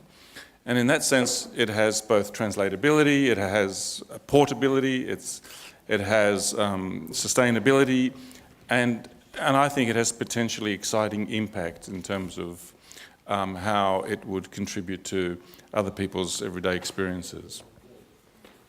Yeah, I think also it's interesting they talk about the network between the various communities. So also to start to allow that sort of flowing of information between Sumatra, Kalimantan, Java, again, communication which doesn't often flow at that level of community across this huge country. So again, that felt quite challenging and quite interesting as a proposition. What other comments are there of any nature? I know we're getting tired now, but this is the last one. If we can just focus for 5 more minutes. Any comments from the public about Ruang Rupa? Those of you that know it, or please. I think there's an interesting parallel between this project and the Museum of Public Concerns. The one is similar in its mobility, its dynamic, also in the sense that both Brazil and Indonesia are seeing or facing a big increase in middle class population, and both of them. And I think the main difference between the two projects is that this last one is a bit more precise in what it will actually do, and it's a bit more focused. But I think both of them have the same quality. I think also very interesting to remark is that both of them, if I remember correctly, the list of locales in Indonesia they would approach or invest in, neither Jakarta or Yogyakarta were in the list, so they really, really go to places that are in much need, or I can assume that those are the places where they should be, which also was not very clear in the Brazilian case necessarily. But then it's interesting to see that how it's maybe more of a lack of information on the Brazilian project, which was received more lukewarmly in the audience and the jury, whereas maybe I find it difficult to dismiss one for the other because potentially both of them are equally good. I think it was a very interesting comment, and I think valid to make the comparison. One aspect of the comparison is the relation to the archive. The archive is foregrounded in the case of the Brazilian, whereas here the archive is a kind of given which you don't necessarily feel is particularly historical, which is the archive of alternative and art video. material. Maybe it's easier for us to imagine the Rowan Rupert archive than it is the Minas Gerais, which might have some connection. I think you're right to favouring it, but also it feels like it's more articulated, and the archive is not the subject. The archive is also a means to create community, and here the archive is much more, the other one is the archive becomes much more the subject matter. I think that maybe is a difference also that creates the lukewarm and the slightly hot reactions. Yeah, one thing yes. I really feel works in this project is to use art for other means other than itself. And I think that's really good because we have talked, especially in the Museum of Arte Útil, the idea of art as a tool. And I think this is a good example of that. But also, I mean, I know it's not the project, but maybe if you can talk about more things the group does, because I really like that's the only one has a group name instead of a person, so. If we're speaking about other things they do other than this project, I think Charles can say more than I do because you know them well. Yes, and I've worked with them many times in different places. They are, I mean, there are also other people in this audience who can talk about Rowan Rupert very much. Also, Trude, if she's here. Did she go? Okay, she would be even better than me. But they are a group which have been around for a long time. They're almost establishment in Indonesia, I would say. They consist of a loose network of about 20 or 25 people, some of whom are much more active than others. They organize the Jakarta Biennale now. That's until recently. They organize a video festival called OK Video Festival. They have a home of operations which has their own archive and the archives of the videos which are presented. It has an artistic residency. It has an exhibition space, and it's also a community resource, a community house. People can go and sleep there, and a sort of drop-in center as well. It has so many sort of multiple purposes, and like many of those situations, it feels as though it's infinitely flexible. It feels as though whatever would be needed, they could simply move the tables and chairs around and they'd have the space to be able to do it, which is quite beautiful. I think I'm very supportive of them, so it's difficult to be negative or to be objective. But they are quite Jakarta-based, but an offshoot of them is called Forum Lenteng. Forum Lenteng gives cameras out, particularly in Kalimantan and in the more peripheral areas of Indonesia, so that people can make community videos. They don't claim this is art, they don't claim this is anything but a set of archives of ways of life, which are not necessarily profiled so much within a dominant Javanese culture in Indonesia. So the networks that they have through something like Forum Lenteng make it easy to believe that this distribution of the Gerobak will actually happen. And it's also nice that bioscope is there, because that's a Dutch word which is taken over by the Indonesians rather than cinema. But apart from that, I think that they have a huge capacity to do most things that they feel they need to do. They manage a band. They have they manage tour dates and promotion of DVDs and CDs and things like that. There's all sorts of levels to them because they're such a big group. If anything, they're too establishment.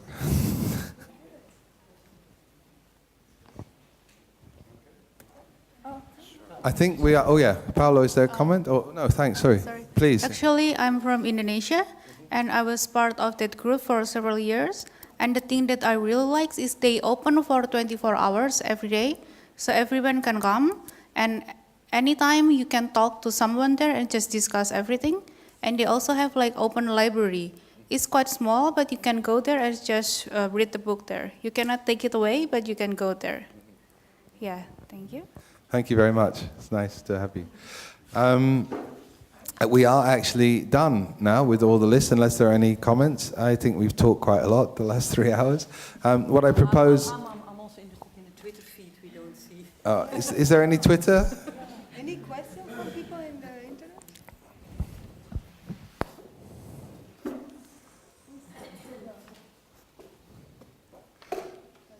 That was old one, no? What I propose is that we kind of take a break for 10 minutes. I don't think it'll take much longer than that. We are going to vote.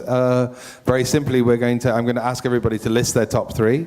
I'm going to give you pieces of paper from this notebook, and you will write down the top 3. Write them in any kind of description, and if I don't, we have voting cards. If I don't understand it, then I'll ask you. Put your initials on it, but we won't reveal who has voted.